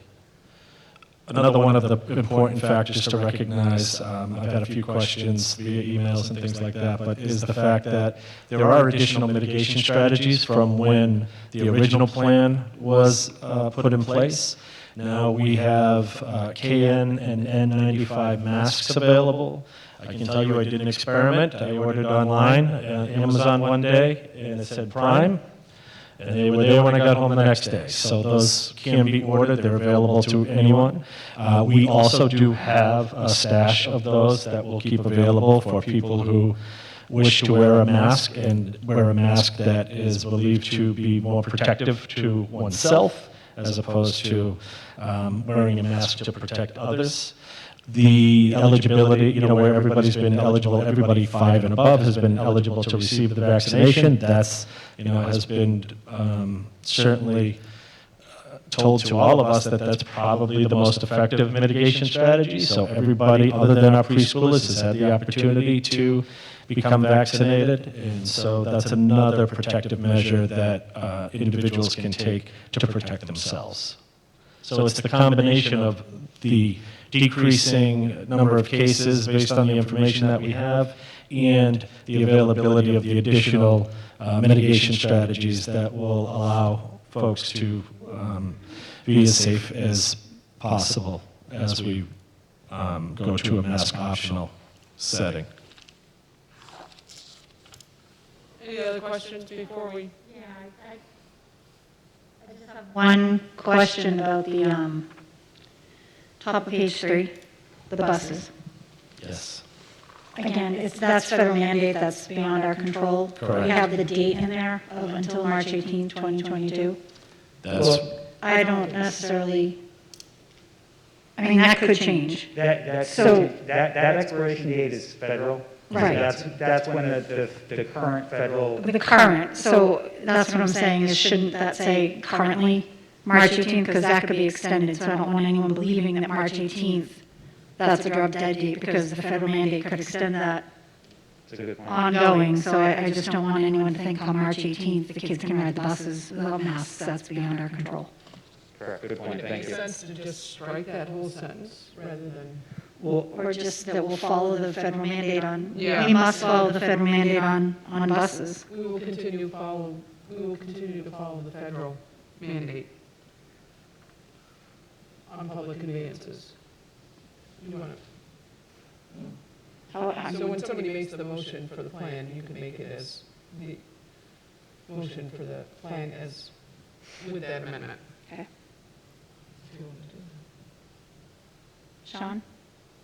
Yeah, in regards to this, issue where we're going to be looking for guidance to the New Hampshire DHHS to determine if our cluster is worthy of a recommendation to, mask up. Do we know what that metric is going to be at DHSS? Because we're just going to authorize, we receive something from them that says, to encourage us to implement a mask mandate again, and we're going to just go off and do it. So we get to now blame another entity. Well, they said so, so we're doing it. So I'd like to understand what that metric is. Well, currently, currently they do have metrics for both clusters and outbreaks. So the definition from DHHS of a cluster is 3 or more individuals that in a time and space have the opportunity to transmit it to one another. So if there were 3 students that were all in the same classroom that due to the timing of when they got it and any other extenuating circumstances, it was deemed by a medical professional like that they could have given it to each other, that defines a cluster. An outbreak is 2 or more unrelated clusters. So it's a relatively low bar, but there is that metric as of currently right now what DHHS says. Now, that's also, it's a recommendation from DHHS. So all along we've been following recommendations from DHHS. And so again, if we feel like we have a cluster, and again, our nurses aren't necessarily going out looking for clusters, they are continuing to do what they do and work with our students and diabetic students and all the students that they have to work with on a daily basis, plus also receive the phone calls and the information about absentee students. They're taking that information, and if they feel like they have an uncontrolled, and the state uses the term uncontrolled transmission in the schools, that's when the state is encouraging schools to contact the state and look for further guidance. So it's not like a hard fast, if you have this many people, then it's definitely this. The nurses would contact myself, Mr. Kellen, we'd work through this, we'd contact the state and look for guidance from DHHS. But they do have certain criteria for what constitutes their definition of a cluster and an outbreak. So it's a low bar threshold, but yet has far-reaching consequences. I mean, and again, I said this once, I'll say it again. I'm not an epidemiologist. If the state and the state medical professionals are making a recommendation, I'll listen to that recommendation. I'll talk to Mr. Kellen about that recommendation, and we'll make decisions based upon the recommendations we get given from medical professionals. Yeah, but I would say that, this is the way I'm viewing this, and please don't take this the wrong way, Mr. Cullen, because I'm using it as a hypothetical, but it's very easy for some other entity to say, recommend something, and you, by this policy that we've adopted potentially, the superintendent would just, why would he go against anything that's said or even question it? He has plausible deniability. And just saying, hey, the plan that the school board did says, to follow this. I do have discretion, but I'm not going to argue against somebody else that has, a recommendation that they're providing us. And whatever that recommendation or what the litmus test is for that, as we can see, it's a low bar. They're going to potentially recommend something that now we're going to implement a mask mandate in our school, and we're going to be back to where we've been for the last 2 years. So are you looking to amend the plan? Yes, I would. Okay, go ahead. I'd like to amend it to remove that bottom clause, that bullet point. So you want to remove if clusters and or outbreaks are determined in the school, masks may be implemented per New Hampshire DHHS guidance regarding the cases. Correct. Okay, any discussion on that motion? Steve and then Barbara? Yeah, so I actually agree with this because, and the reason why is because the data is not being collected, right? And so to identify a cluster or any type of outbreak, I mean, we're not asking why kids are staying home sick. We're not, it feels, and I agree with you, Sean, right? I mean, this is sort of confusing, and to me, it feels like there's no bar. How would we ever know if there's a cluster or an outbreak based on kids staying home from school if we're not asking that question?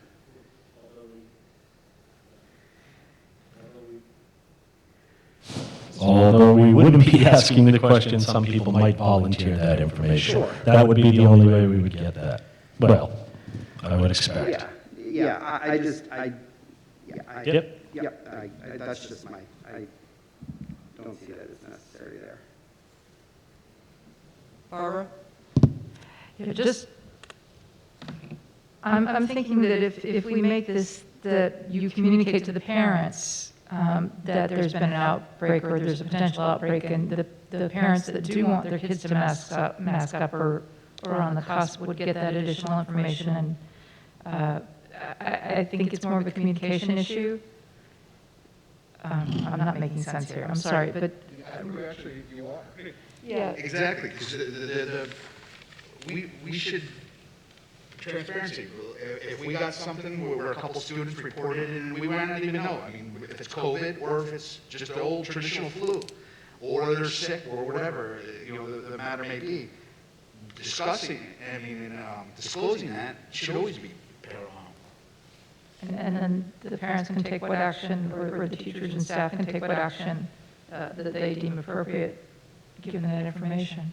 They would be able to make an updated personal choice, deciding that if they would like to wear a mask or not, based on real-time data. I don't know how feasible this is. Are you asking that question, how feasible what is? To communicate, if there appears to be an outbreak or a cluster, or there's a suspicion, could you communicate to the people who are most likely to be affected? So our practice, before the state said that we didn't have to communicate anymore to families, our practice has always been to communicate with those that had been identified as close contacts or exposed. And if there was a cluster or an outbreak, we let the entire school, or well, it was the entire school because we didn't want to identify the group associated with that cluster. So, for example, if the cluster was associated with this one class, the entire school was notified that a cluster was identified, so then that way we didn't identify the specific group. I mean, we could go back to that practice of identifying, but the state is no longer asking us to do that. Mm-hmm. But we could certainly go back to the practice of notifying parents. Okay, I have a question. Let's say that you had an outbreak of measles in middle school. Would you notify New Hampshire DHHS about that? I'm not Or the familiar flu? with. Aren't there situations where you have so much flu in the school that Yes. that you notify New Hampshire DHHS? Yes, and I believe measles is also one of those. I think even if you have a case, it's sort of like Yeah, probably in a case. So I don't see where this would be any different. If you had a huge outbreak of whatever, COVID, Right. flu, H1N1, measles, right. H1N1. I'm not in favor of removing that, because if you have a cluster or outbreak of any infectious disease, you should be telling the state epidemiologist that that's happening. I do know that our nurses do communicate with the state health officials, and I don't know their exact practice and what their threshold is for each communicable disease, but I do have to assume that that our school nurses are communicating with local, regional, and state health officials when they do have issues with any communicable disease. So, although I cannot speak to every little disease that they might report, I do believe that they are communicating with the state on those. Yeah. Brian? Couple of comments here. I agree with Sean's motion, but there's always going to be, especially as long as COVID's around, a certain percentage of parents, and that's their right, to mask up and mask up their kids. This doesn't prevent them from doing that, which is what my problem was all along. And then, what I understand from the superintendent, it looks like if the real masks are going to be available, because everyone now knows CDC, that these really don't do anything. So basically, this is why I hope that this passes, this would, because anyone who wants to be protected with a real mask will always be protected. And to have such a low bar, 3 or 4 kids, in this, what could affect the whole school, it's crazy, when the whole country is now saying it's over. I do have a late-breaking news from Nurse Kate. There is a list of reportable diseases to the state. So, to your point, yes, there is a requirement to report some diseases.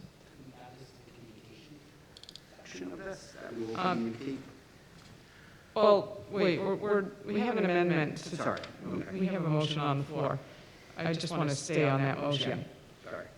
Mr. Patterson, where did this language come from that's on this last bullet that we're looking at removing? At the bottom of page 2. Was that something, was that state language, or was that language that you? I wrote it. You wrote it? I'm just curious. We all worked on this together, but I mean, there is, in that latest communication, I don't know where it came from. in the latest, that consideration, oh wait, where is it? The document, the latest document from the state does have language about that, and I believe I sent you the screenshot of that. I don't have it right in front of me, but it in essence says that. So, in essence, the state is, this is the language that the state is recommending? well, I know we weren't looking at the language, we kind of changed some of the language.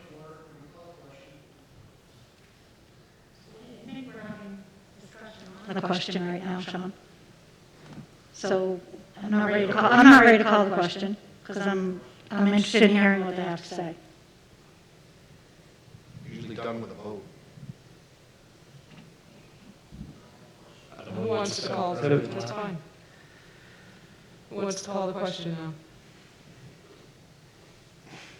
1, 2. Go ahead, Mr. Patterson.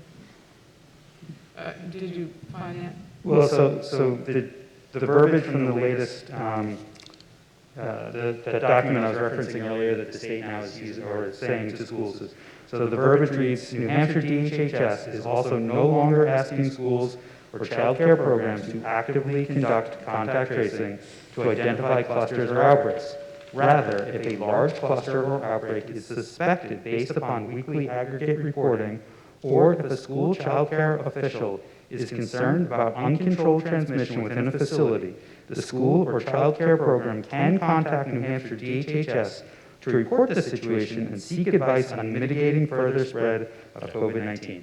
And we synthesized it down to what you see here. That if clusters and/or outbreaks are determined in the school, any school, masks may be implemented per New Hampshire DHHS guidance regarding the case or cases. And would your intention be to mask up an entire school or a classroom? I mean, if you decided to go for mask, depending on the size of the outbreak, if there were one, God forbid, would it be targeted or would it be the whole school?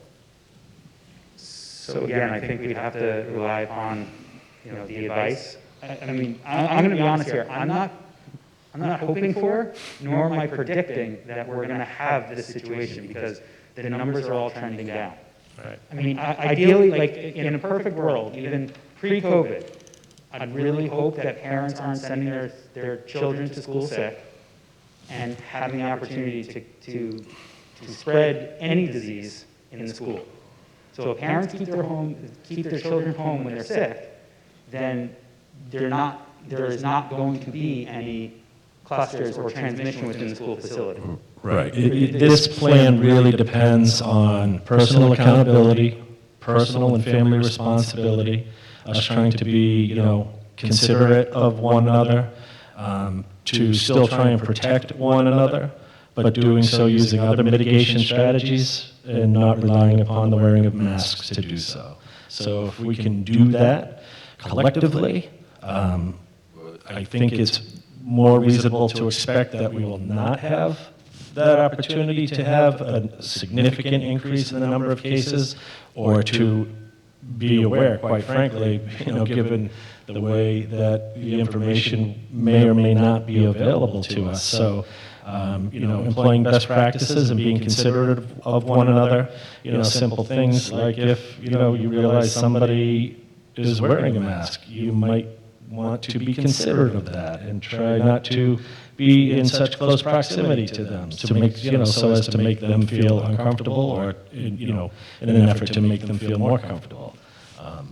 As Mr. Pedersen said, if children are sick, it's best that they stay home. If staff members are sick, it's best if they stay home. That was long before COVID. That was in response to the H1N1, outbreaks that we were seeing, more than a decade ago. So it's important for us to be mindful of one another and do the best we can to use the other mitigation strategies to stay safe and keep each other safe. Steve? Yeah, so just based on Mr. Pedersen, what you just said, I now have a different question, because if what I heard you say, it didn't mention masks at all, right? It mentioned mitigation strategies, right? And that doesn't necessarily mean masks, right? There are multiple mitigation strategies that could be in place prior to masks, or masks at all, right? So, I would be more comfortable having the language that is actually in the plan versus a synopsis of it. I know that's not what the question is, but to me that makes more sense than actually using the word masks and rather than mitigation strategies. Well, there's a motion on the Right, floor, so- but you could then, after that motion is voted, make your own motion.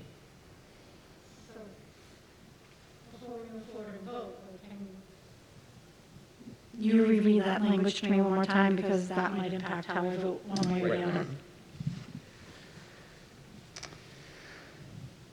New Hampshire DHHS is also no longer asking schools or child care programs to actively conduct contact tracing to identify identify clusters or outbreaks. Rather, it is if a large cluster or outbreak is suspected based on weekly aggregate reporting, or if a school child care official is concerned about uncontrolled transmission within a facility, the school or child care program can contact New Hampshire DHHS to report the situation and and seek advice on mitigating further spread of COVID-19.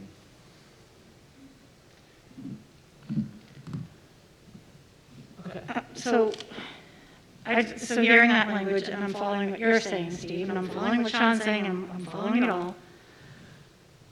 My thought on this plan is, again, this is a step in the right direction. This is the direction we want to go in. It starts off, it talks about masks optional. It's the way, the direction we're going in. I understand the language that was condensed and why you went with this language here, because I think the reality is none of us know what is happening. I mean, we're not scientists, as you said, this is not our expertise, so we do have to rely on other people's opinions and expertise in that area.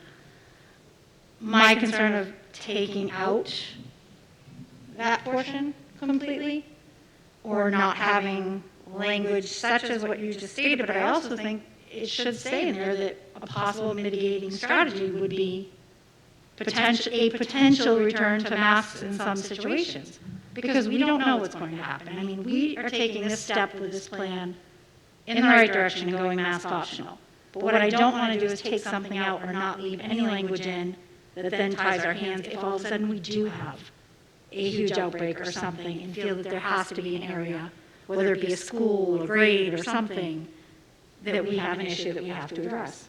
So that's my concern with taking that language out the way that it is. So because of that, I'm going to vote against the motion. I'm not against alternative language, but I am against the motion because I don't want to see that come out and then we don't get another alternative language put back in, because I think we're then tying the school's hands if we do have a problem. Barbara? I just want to point out 3 bullets 2 bullets up, it says individuals will need to continue to wear face masks as determined by the isolation and quarantine guidelines. So there is still a smaller scale mask in there.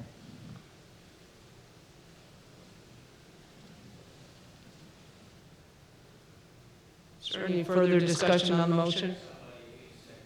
Excuse me, is there any further discussion on the motion? Well, and just back to when Mr. Peterson was repeating the original language, it was large clusters or outbreaks and uncontrolled transmission, and that is just not in the wording that's in the before us.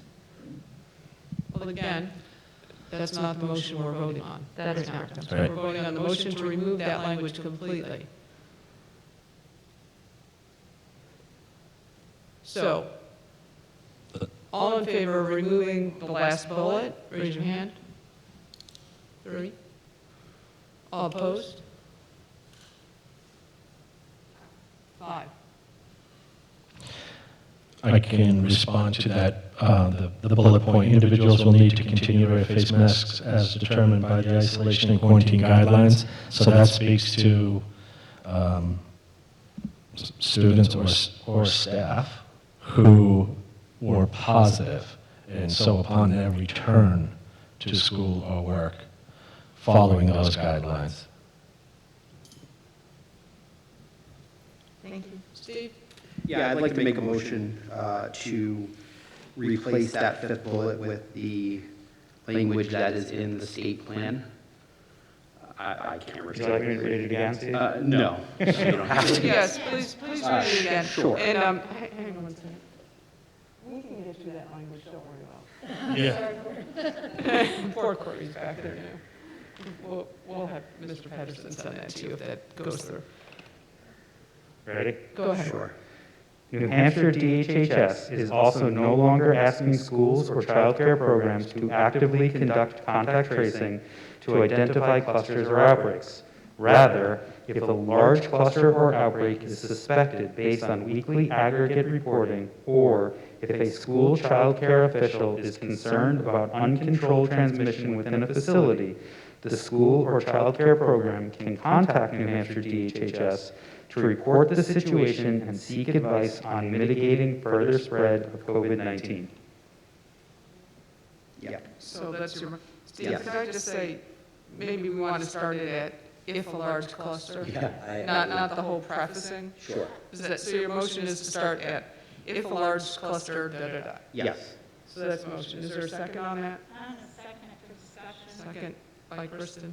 But I'm also going to ask Steve if he would consider amending his motion to just, for clarification purposes, so this does not come back to cause a nightmare in the future, to add at the end of that, was mitigating strategies, was that the last? Well, the last bit of that is, and seek advice on mitigating further spread of COVID-19.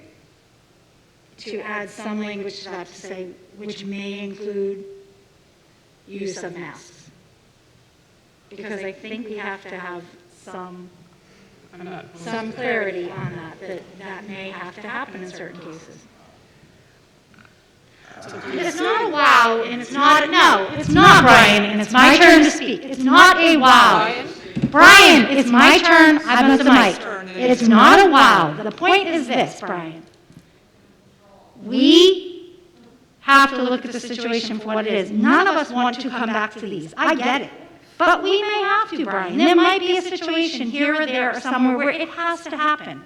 And I don't want to tie the district's hands if all of a sudden we do have a situation where we have to address it. Because if it's not in here to say may, again, may, it doesn't say will, it says may. And then we do have to trust our administration, which I do trust. They're the ones that came to us and said, this is what we have, we need to change this and go to mask optional. We put it in their hands back in August. And it's been in their hands, and they've been handling it quite well. And now we're in a situation where we're back there again. We're now back to mask optional. We're where the majority of people wanted to be, mask optional. We're there, okay? But we need to have some protections for this district. It's not my personal choice, Brian. But I have to protect this district. That's what I'm voted and put into this position to do. protect the district, protect the kids, protect everyone. So giving us the district the option, Brian. Brian, go ahead. So why are you amending the state's language then? Excuse me? Then why are you amending the state's language? Because I want it for clarity, just like I amended it on the federal one.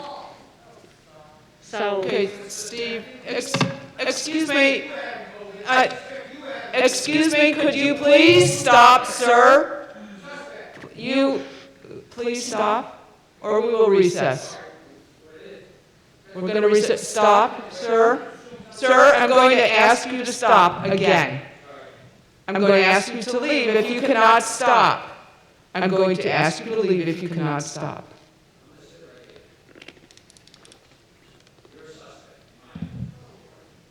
I'm going to ask you to leave again. One more outburst and I will ask you to leave again. Thank you. Barbara? We were discussing the motion as Steve Finnegan made it. If Kristen wants to amend it later. That's we can do correct. that. We're not going to amend because this is already a change to the plan. We need to vote that motion and then amend it. So if there's any further discussion on Steve's amendment to the plan? If not, all in favor? 1, 2, 7. Opposed? 1. Is there any further discussion on the plan? Is there a motion to approve the plan? I'll make a motion to approve the plan. Steve makes a motion. Is there a second? Barbara seconds. Discussion? I'm going to vote against the motion to approve the plan currently because unless Steve wants to withdraw that so we can add in the language about changing the federal mandate. No, you can add the language now that the amendment has passed it. It's now, you don't want to amend an amendment, but now this is now, the new language is now in the plan. I know, but Steve just made a motion to approve the plan. And we have not changed the language on the bus mandate. That's what I wanted to. Steve is withdrawing his motion. So do you want me to make a motion on the bus mandate language specifically, or a motion to, okay. So I'm just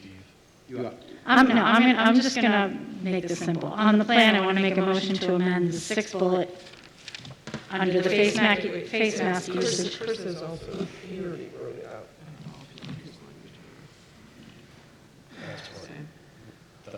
That's fine. So for the 6th bullet under face mask usage, I want to strike the current language and add, we will continue to follow the federal mandate on all public conveyance. Second. Okay, there's a first and a second. Did everybody hear that motion?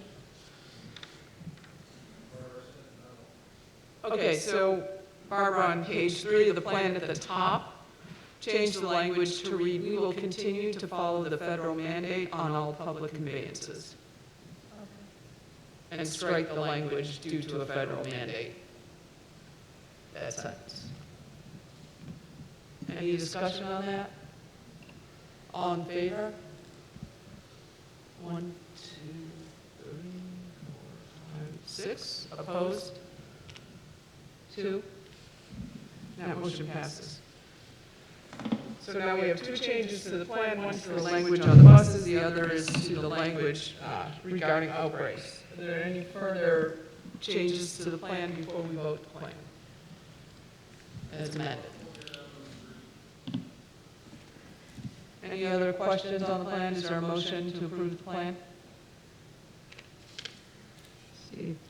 Yeah, sure. I have a motion to approve the plan as, with changes made, as amended. Second. Okay, there's a motion and a second. Any further discussion?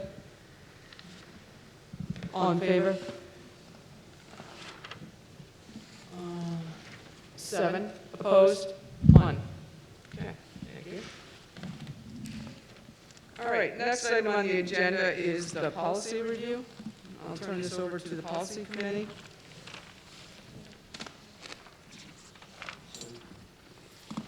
Mr. Finnegan's going to speak here. Yep. Oh, there I am. So we have 4 policies that will be coming for either first read or revoke repeal. So the first policy is ACA non-discrimination, Title IX grievances. The policy committee recommends revoking and/or repealing this policy as it's been looped into the ACAC Title IX sexual harassment policy in grievance process, which was already adopted by the board on 1/6/22.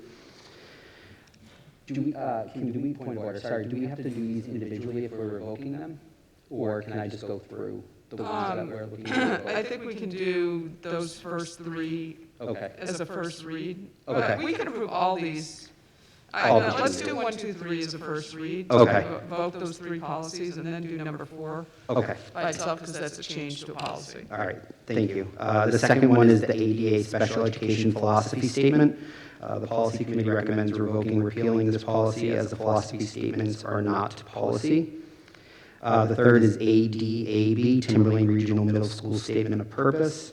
Policy committee recommends revoking and repealing this policy as the high school version was previously revoked. Okay. There a motion? 1 through 3. Oh, for first read. Okay. I second. Motion made and seconded. All in favor? 8-0. Okay. Okay. Next policy? Yep. So policy for first read is IHCA, summer learning. Policy committee recommends minor changes. So that will be for first read. And then we have policy Gccbc, Family and Medical Leave Act. No, Steve, we need to do that the one first read on the summer learning sorry. policy. I apologize. And I really welcome this change to make the summer homework encouraged rather than required. Is there I'll make a motion to, for the first read of IHCA summer learning. Is there a second? Second. Barbara makes a second. Discussion? I'm not opposed to this change, but I certainly hope that there will be some required summer homework, even if it's just summer reading in elementary school.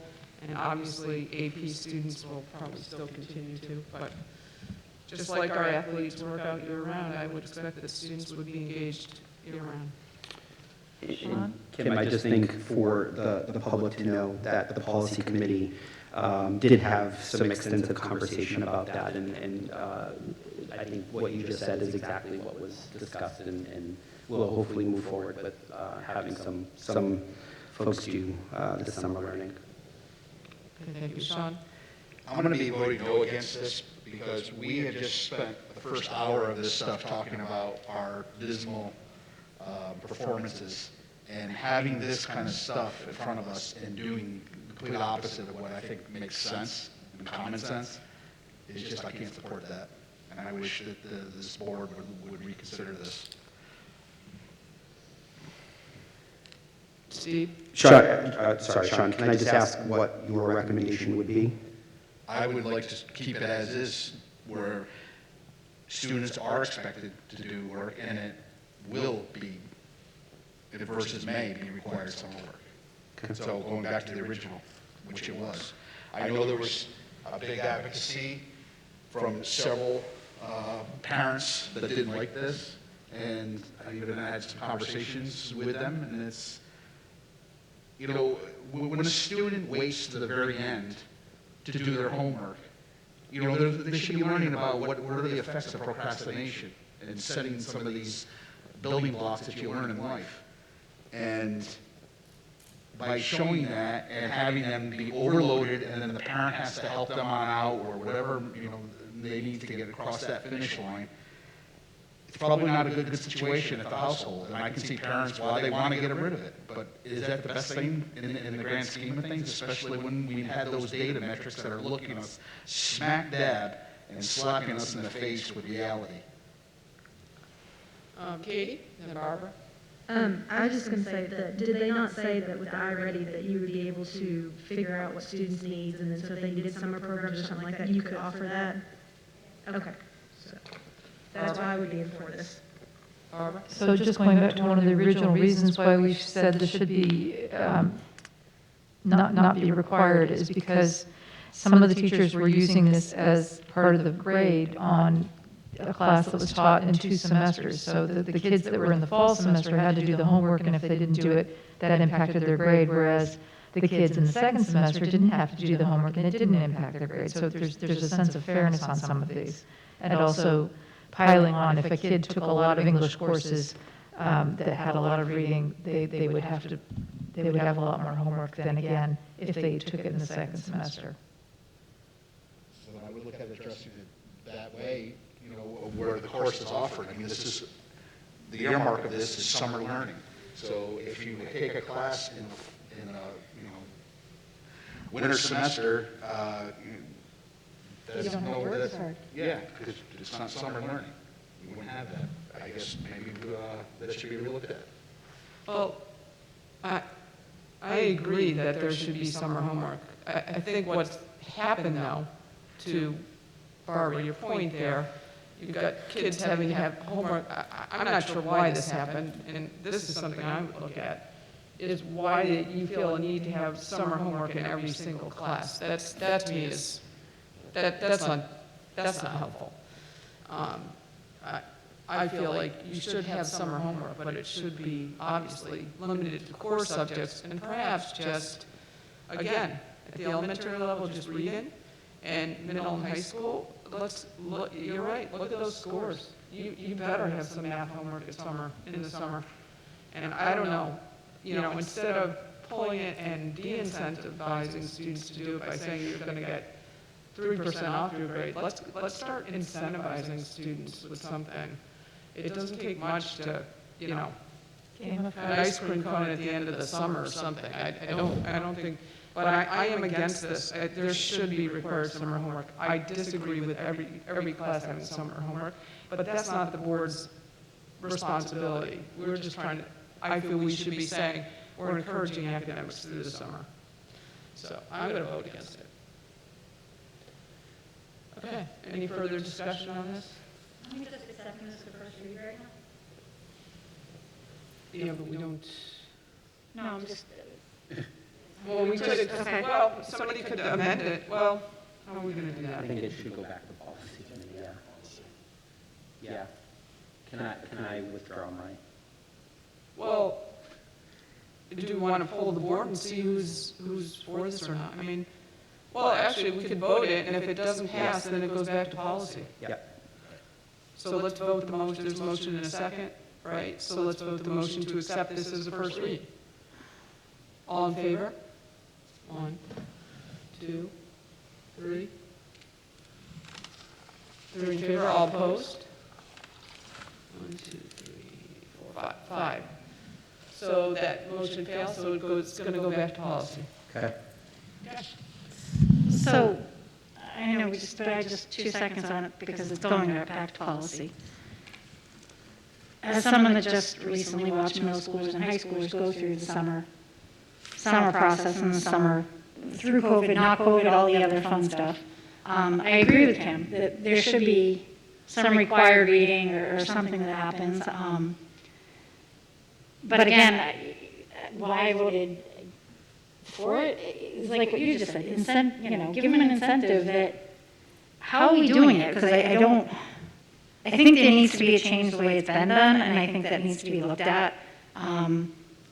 Again, kids that are penalized, or if they don't get it, are we doing it right by penalizing them by grading them? Because the problem is, like with the math, and again, the math drops off. But a lot of these kids, as Sean said, wait until the last minute to do it. So how much are they really learning in the summer by waiting till the last minute to do it? Then you have a lot of kids that get this math and they're not ready for it. They're going into geometry and they've only had algebra, and maybe they're not good at geometry, and all of a sudden they get this packet of geometry that they have to do and they don't know how to do it. So they do it and they bomb it, and now it currently affects their grade. So a lot of these kids just say, I'm not going to do it. So you're creating more stress for these kids in the summer when these kids need some sort of a break or need some sort of help. So there has to be some sort of balance. So that's why I'm against the saying, you know, that we are going to, it's expected and going to be mandatory, because there are so many other factors that come into play. So which way I go on this, I mean, I don't know, because it's not up to us to determine how all that happens, but I see how it's working and I see how it's affecting the kids. And I mean, I liked it, it was like 3 or 4 years ago, it seemed like all the kids were just given, read a book and either write a report or draw a picture or do something, when I think the kids actually enjoyed that better because they could choose a book of what they wanted, then they could choose a talent and display it the way that they wanted, whether it was a writing or an art. They were doing something. But again, the math just concerns me because it becomes that grading issue, and if a child's already struggling in math and then they struggle through the summer homework, and now their grade's already starting off at a 97 because they've lost 3 points, that's hard, and then that sets them back rather than encouraging them to come into school to learn and move forward. So that's another factor, and again, the scheduling then becomes a factor, as Barbara mentioned, because you could have a senior that could have 3 English classes their fall semester, but none their spring semester, and have to do required reading for all 3 of those English classes throughout the summer, which isn't really what they signed up for, right? But if we had a blanket thing of read a book and do a project, or, you know, based on every level, it's limiting that. It's streamlining that so that one or a few students aren't particularly getting heavy loaded, and then the ones that don't have English in the fall because they're taking it in the spring aren't getting the benefit of that detriment to their grade. Well, again, I think it's the way that it's been administered and understood that there was supposed to be some homework in all classes. That is part of the issue. The other thing that we need to do is start to look at this creatively, use the ESSER funds, and again, make this something that students will want to partake in over the summer somehow, you know? Right, which is why I'm saying the language of this, I think should be a little more flexible to allow for that, which is... Well, there's nothing that doesn't not allow for. All it says is there's going to be required summer work. It doesn't say that every single class has to have summer work that will then penalize you if you don't do it. That's the message that was gotten back, I think, somehow. Sandy has some history. I just want to clarify, so the procedure that's associated with this, you know, with the start, that's where that's spelled out. And that procedure sort of, Dr. Herr, to your question about, you know, why the rationale behind requiring it in various subject areas, that procedure was developed through Curriculum and Assessment Committee with, you know, several years ago. It's still been in place. But that's where the grade penalty, the expectation across content areas, our intent would be to revise the procedure as well. But the flexibility of the language in the policy wording that speaks to will be versus, you know, encouraged, I forget where we fell, but we talked about a variety of words. That was discussed extensively at CNA as something that might provide increased flexibility with regard to accountability with students. So if you were saying that you are requiring it, right, so it's for instructors, for teachers, if you are requiring it, there's some accountability. So the way that we've held students accountable in the past up until now has been through grades at the middle and high school. So it's something we need to revisit as a district team to rewrite that procedure. So this would just provide increased flexibility in how we implement the policy through the procedure. That would need to be rewritten. So I don't know if that helps. But. So which comes first, the chicken or the egg? I mean, does the procedure need to kind of... I've been at those CNA meetings and the policy committee meetings over this particular policy, but I feel like we've also had discussions as a board about this at length, and talking about the difference between a policy and a procedure. I think what Kristen said and what Sandy said is we want to leave room so that it is not a directive. so that we are not, as a board, kind of superseding our responsibility, our scope and purview to let procedure and teachers kind of determine what's best for their situations. By requiring it in a policy, there becomes an element of accountability that needs to be, considered as well. That I don't know, like as Kim described, is applicable to every situation. A second grade saying, read it in the summertime versus an AP physics course saying this is work that needs to be done before you enter the first day is very different. So I think the policy needs to be flexible and the procedure maybe needs to be reworked. Okay, so just for board members that aren't aware, some policies have procedures that explain how the policy should be enacted. But the procedure is not a board document. The procedure is an administration document. So that's the difference here. Katie? I had a question about this because this is new for me, because in Tennessee, the school district I came from, if a student was hitting their grades and what they were doing, they did not have to do the summer learning. It was only for students who, were identified that they need it. So do all districts do this, or is it just to Timberlane? May I answer that, Dr. Farrar? Yes, go ahead. So as part of our conversation through the Curriculum Assessment Committee and internally with our admin team, over the past couple of years, we've collected some data on neighboring districts. We looked at our rates of completion over the past few years of submissions of assignments. What we found is that we are one of few districts in our area that requires it. It is promoted and encouraged in many other districts on their website. But when we've reached out, we've heard feedback from other neighboring districts that it is not required. And then if you look at the New Hampshire School Board Association, their sample policy, that verbiage that you're seeing there where it does speak to there will be required summer work is not part of the sample model policy. It's unique to Timberlane, which is why some of our conversation through CNA and policy was around providing some flexibility. And again, to Dr. Farrar's point, we know that we need to revisit that procedure. We've been waiting for the policy to go through this process before determining, how we will amend that, but it is our intent to amend that procedure. So my, follow-up question to that. So we're one of the few that do this. The other ones that do it, do they have an improvement in their testing scores? I wouldn't be able to speak to that right now, but yeah. Could you get that possibly? We can look at it. I think we have to.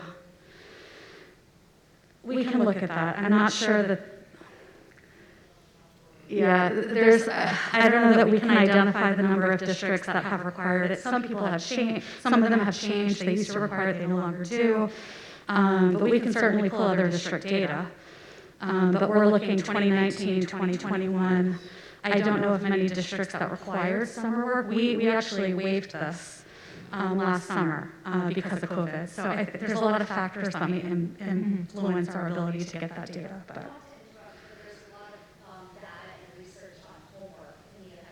Homework. So that might be research that you might look into to kind of apply to this And situation. that's fine, and I appreciate that, but I'm trying to understand this because of Kristen's point of view, is that I don't believe in just giving students homework just to do it. I do think that they should read, but kids need a break.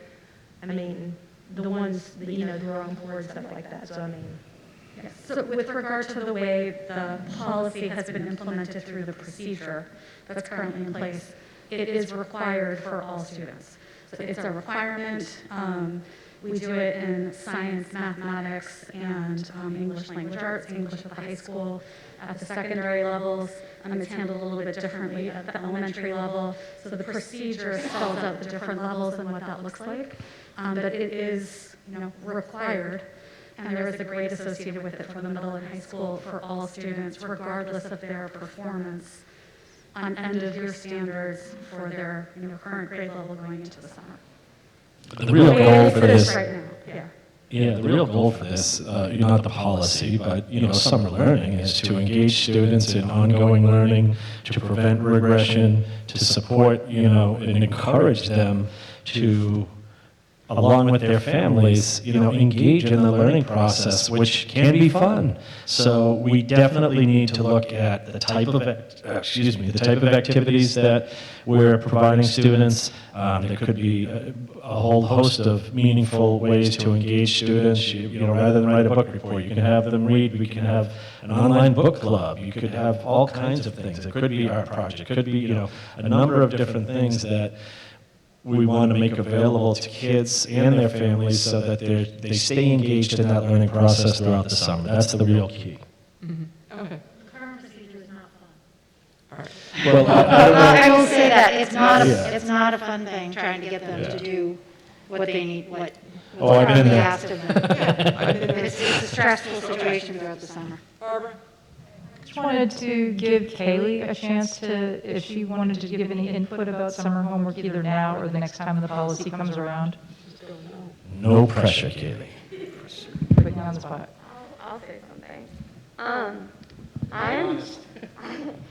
I am not against summer homework whatsoever. I personally have benefited from it. I know a lot of people that haven't. Being an AP student, I definitely know what like a heavy summer course load feels like. I definitely don't think I've watched my younger sisters who are at the elementary level struggle with doing summer homework. It's really a lot, like in the middle of July to get 10-year-olds to sit down and do math. I do think it is very beneficial for students at the high school level.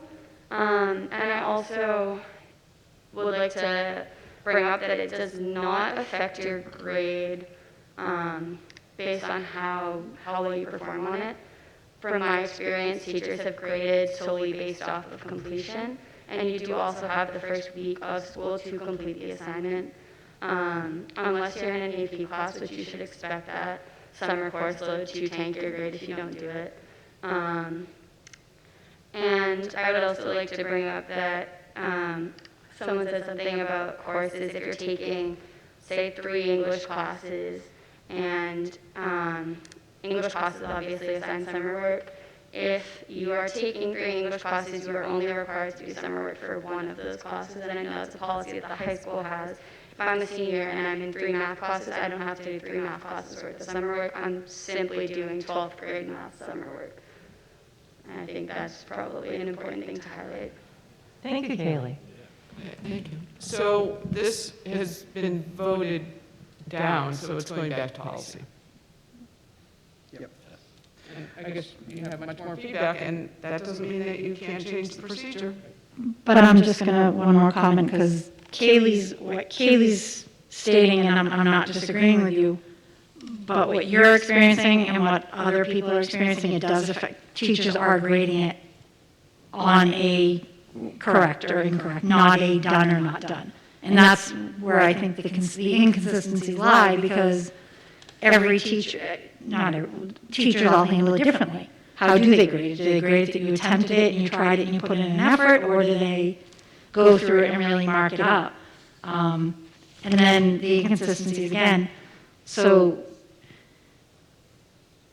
example of the 3 classes, if you're saying that you get to choose one, but if you have a teacher that's grading, so how is that determined as to which class the student gets to choose and which class grades and not grades? So those are the inconsistencies that I think have to be looked at through the procedure portion, depending on how the policy works. So.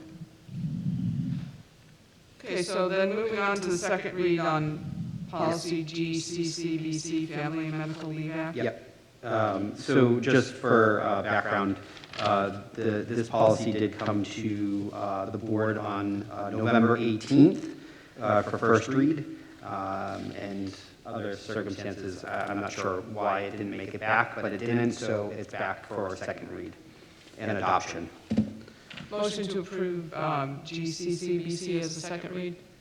So moved. C makes a motion. I'll second it. Kristen seconds, all in favor? Okay, thank you. Administrators report, Mr. Pell. Sure. All right. Just a couple of quick things. This will be my first reminder that on Tuesday, March 8th, each town will have the opportunity to vote locally on the school district budget and warrant articles and other town warrant articles and budgets as well. And our very own New Hampshire Kid Governor, Charlotte Cotty, as many of you I'm sure will remember, that Charlotte was here. She and her executive council are having a sock drive for the homeless in New Hampshire. That is her platform, really trying to support the homeless in New Hampshire. So socks are one of the items of greatest needs or greatest need for our homeless residents in New Hampshire. And so Charlotte is coordinating a drive across the state to collect socks. It's going to be not only in our schools, but in all of the New Hampshire Kid Governor participating schools. And it begins tomorrow, February 18th, and runs through March 11th. I expect, if you haven't seen already, you will soon be seeing a document, a flyer that is personalized to each school. And we are hoping that we're able to help out Charlotte and the homeless residents of New Hampshire by collecting as many socks as possible. And that's all I have. Thank you, Barbara. Is there a way that people outside of the school can contribute socks? Yeah, it'll be posted on the school websites and our website, but you can bring them to any one of our schools that are participating, which I expect they all will be. You could drop off socks at any one of our schools that will. And when's the deadline? March 11th. Thank So you. tomorrow through March 11th. Yeah. Absolutely, we're going to, yep. Okay, thank you. Okay, thanks. Anything else, Mr. Kelly? No, nothing else, thank you. Okay, so next is personnel report. We have one retirement. Scott Strange, assistant principal at Timberlane High School, will be retiring at the end. I assume this is at the end of the academic year. Yes. Is there a motion to accept Mr. Strange's resignation? Shaw makes a motion. Is there a second? I'll second it. Kristen seconds. All in favor? 8-0. Thank you, Mr. Strange. Anybody know how long he's been with the district? Quite some time, right? Yeah. No, not that long. Well, we do thank Mr. Strange and wish him well in his retirement. The other resignation is Bridget Chauvette, special ed teacher at Sandown North. Motion to accept that resignation. Steve makes a motion. Barbara seconds. All in favor? 8-0. Thank you. Committee reports. Katie? Brian? Sean? Barbara? Amy? Steve? Kristen? Kim? Nothing. We did have, obviously, deliberative session. That brings me to another point. Who is available for the March 3rd meeting? Because I've already heard from some board members they are not available. Could you raise your hand if you're planning on it? I need to make sure I have a quorum. Well, Barbara, you can't call in until we have a quorum. Are you available? You're here. 1, 2, 3. Sean? 4. Steve? I'm not. Oh, but Sheila's not here, so that would give us 5. And Brian, are you here or not? You might be. Okay. Okay. It sounds like we have. I just wanted to check while almost everybody was here. So it sounds our next meeting is March 3rd, and then the reorg meeting will be the 17th, followed by a regular meeting, which goes right after the reorg meeting. Okay. Anything else before we do need to go into a non-public? Anything else from the board? Okay. I'm going to request that we enter in a non-public under 91A:3, paragraph 2C. Who made the motion? Sean made the motion. Steve seconds. Did you want to take a roll call first?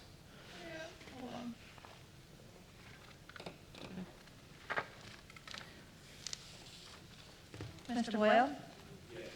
Dr. Farah? Yes. Mr. Finnegan? Yes. Ms. Gentile? Yes. Mrs. Kitska? Mrs. Knudsen? Ms. She's not here. Mr. O'Neill? Yes. Mrs. Savage? Yes. Okay, thank you. So this will conclude our public portion of the meeting. We'll only come out to seal the minutes, but we do not need to come back on camera. Thank you.